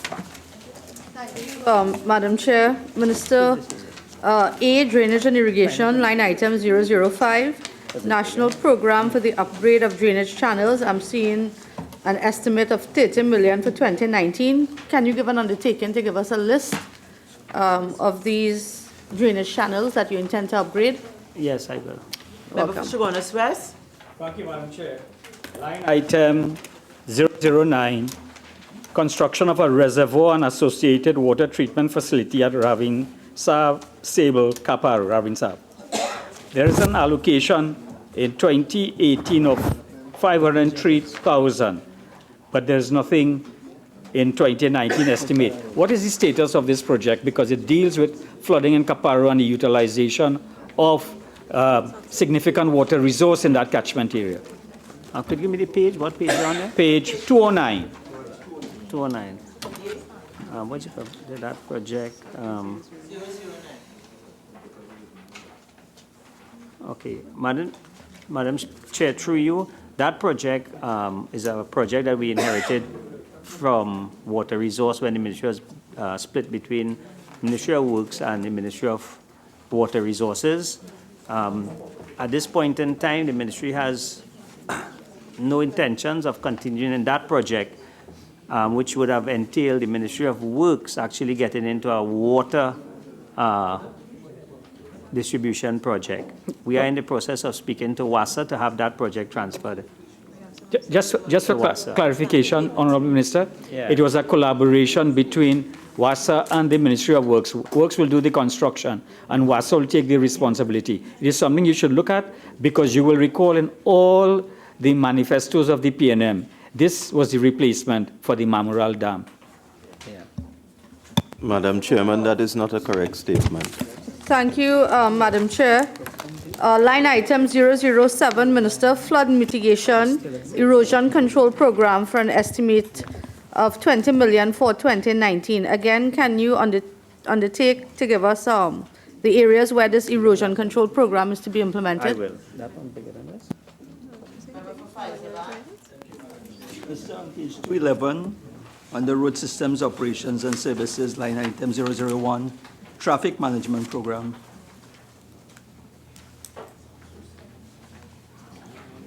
Oh, Yeah, sorry. what do you want to find out about it? Oh, I see there's no allocation. Yeah, what do you want to find out about it? No, I was hoping to ask the previous question, but I see there's no allocation, but perhaps you can still permit me. I was going to ask whether, If there's no allocation, there's no line item and no question is possible.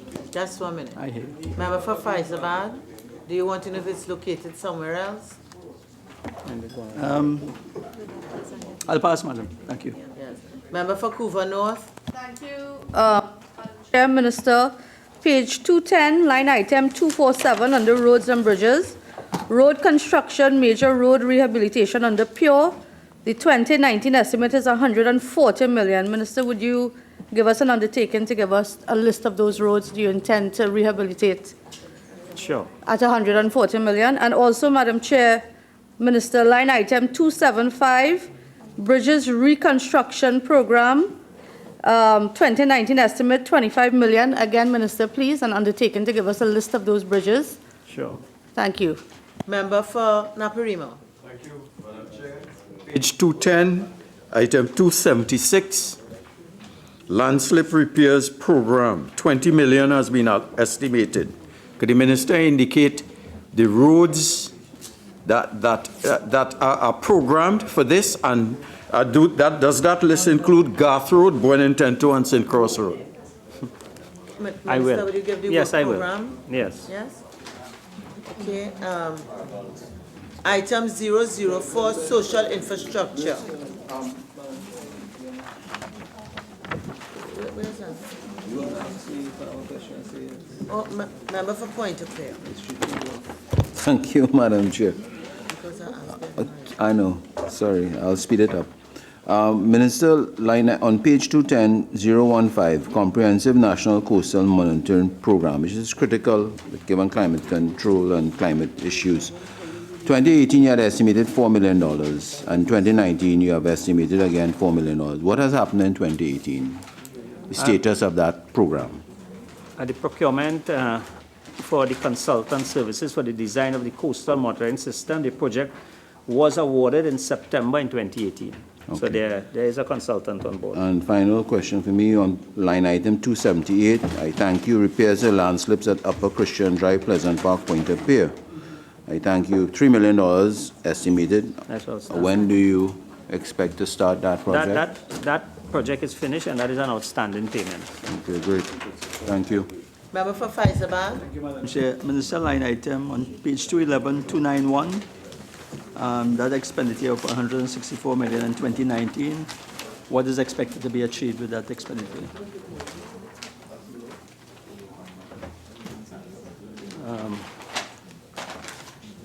This is for the continuation of the segment from Dumfries Road to Dunlop Roundabout, identifying as a priority for construction.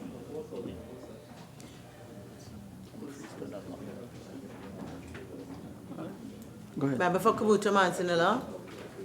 Thank you, Madam Chair. Honorable Minister, line item 284, I have two questions. Line item 284. What page? Page 210. 210. Does this include the Manzanilla stretch just before second Kaiwal? Madam, To have this, Madam Chair, through you, this is the Churchill Roosevelt extension to Manzanilla. I know, and I know it's through the Manzanilla, but I'm talking about in terms of, will that road also be included in terms of the rehabilitation, the road repair and so forth? Because as you would be aware, it's very... Madam Speaker, this is for the new, this is, in other words, this is the highway extension to Manzanilla. It has nothing to do with the road repair or anything to the Manzanilla Road. Line item 276, slip repairs, does this line item include Bonnier Road, Balata Hill Road, Tamana Hill Road, Watapahara Road, Bondial Road? Member for Tabakeet? Item 834, on page 211, is that 129,795 the final price of the Galleon's Passage? What is that? 234. Purchase of new inter-island ferry. 234. Speaker, that is not a 2019 Well, I was just trying to get appropriation. clarification. No, ask about 2019. But you spent it? Ask about Is 2019. it the final price of the Guardian's Madam passage? Chairman, I'm asking again for a ruling that they confine themselves to 2019 expenditure. 834. I'll show you the answer.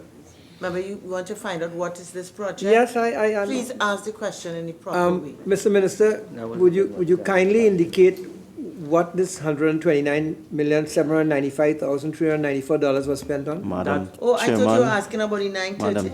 Madam Chairman, he keeps asking about what happened in the past. I thought That's you were why I'm asking asking about for the ruling. We are talking 2019, and there is no allocation in 2019 under So that you don't line want to item. account for that to the public? This is not the forum for that. You can put a question. You can bring a matter on the adjournment. You can file a substantive motion. Member for Chaguanas West. Line item 288, the construction of Maruga Highway, allocation in 2018 of 45 million, revised estimate 21 million, allocation in 2019 76.5 million. What is the status of this project? Through you, Madam Chair. Madam Chair, the project commenced in October 2017 and is expected to be completed by 2019. It extends from Piti Cafe on the outskirts of Princestown to the north, to the Marak village in the south, and about 35 kilometers of roadway. This project is ongoing, again, broken up into several packages, and for anyone who visits that area, they will see several contractors mobilized and ongoing work in the area.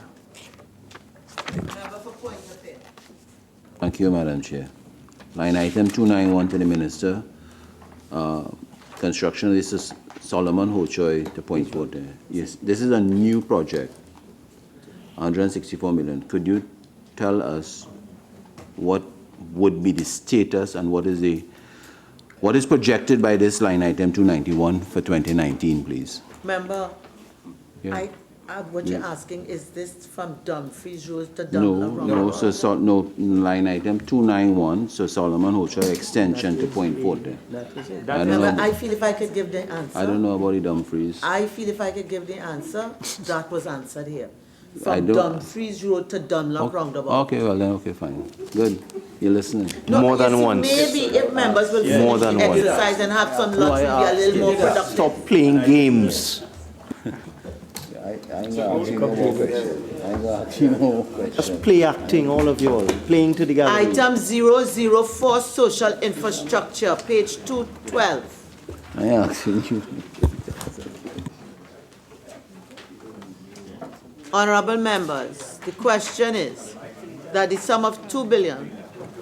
Honorable members, the question is that the sum of $2,624,200,000 for head 43, Ministry of Works and Transport, stand part of the schedule. Those in favor say aye. Those against say no. I think the ayes have it. The sum of $2,624,200,000 for head 43, Ministry of Works and Transport, now stands part of the schedule. We'll be back here at 2 p.m. This meeting is now suspended for lunch.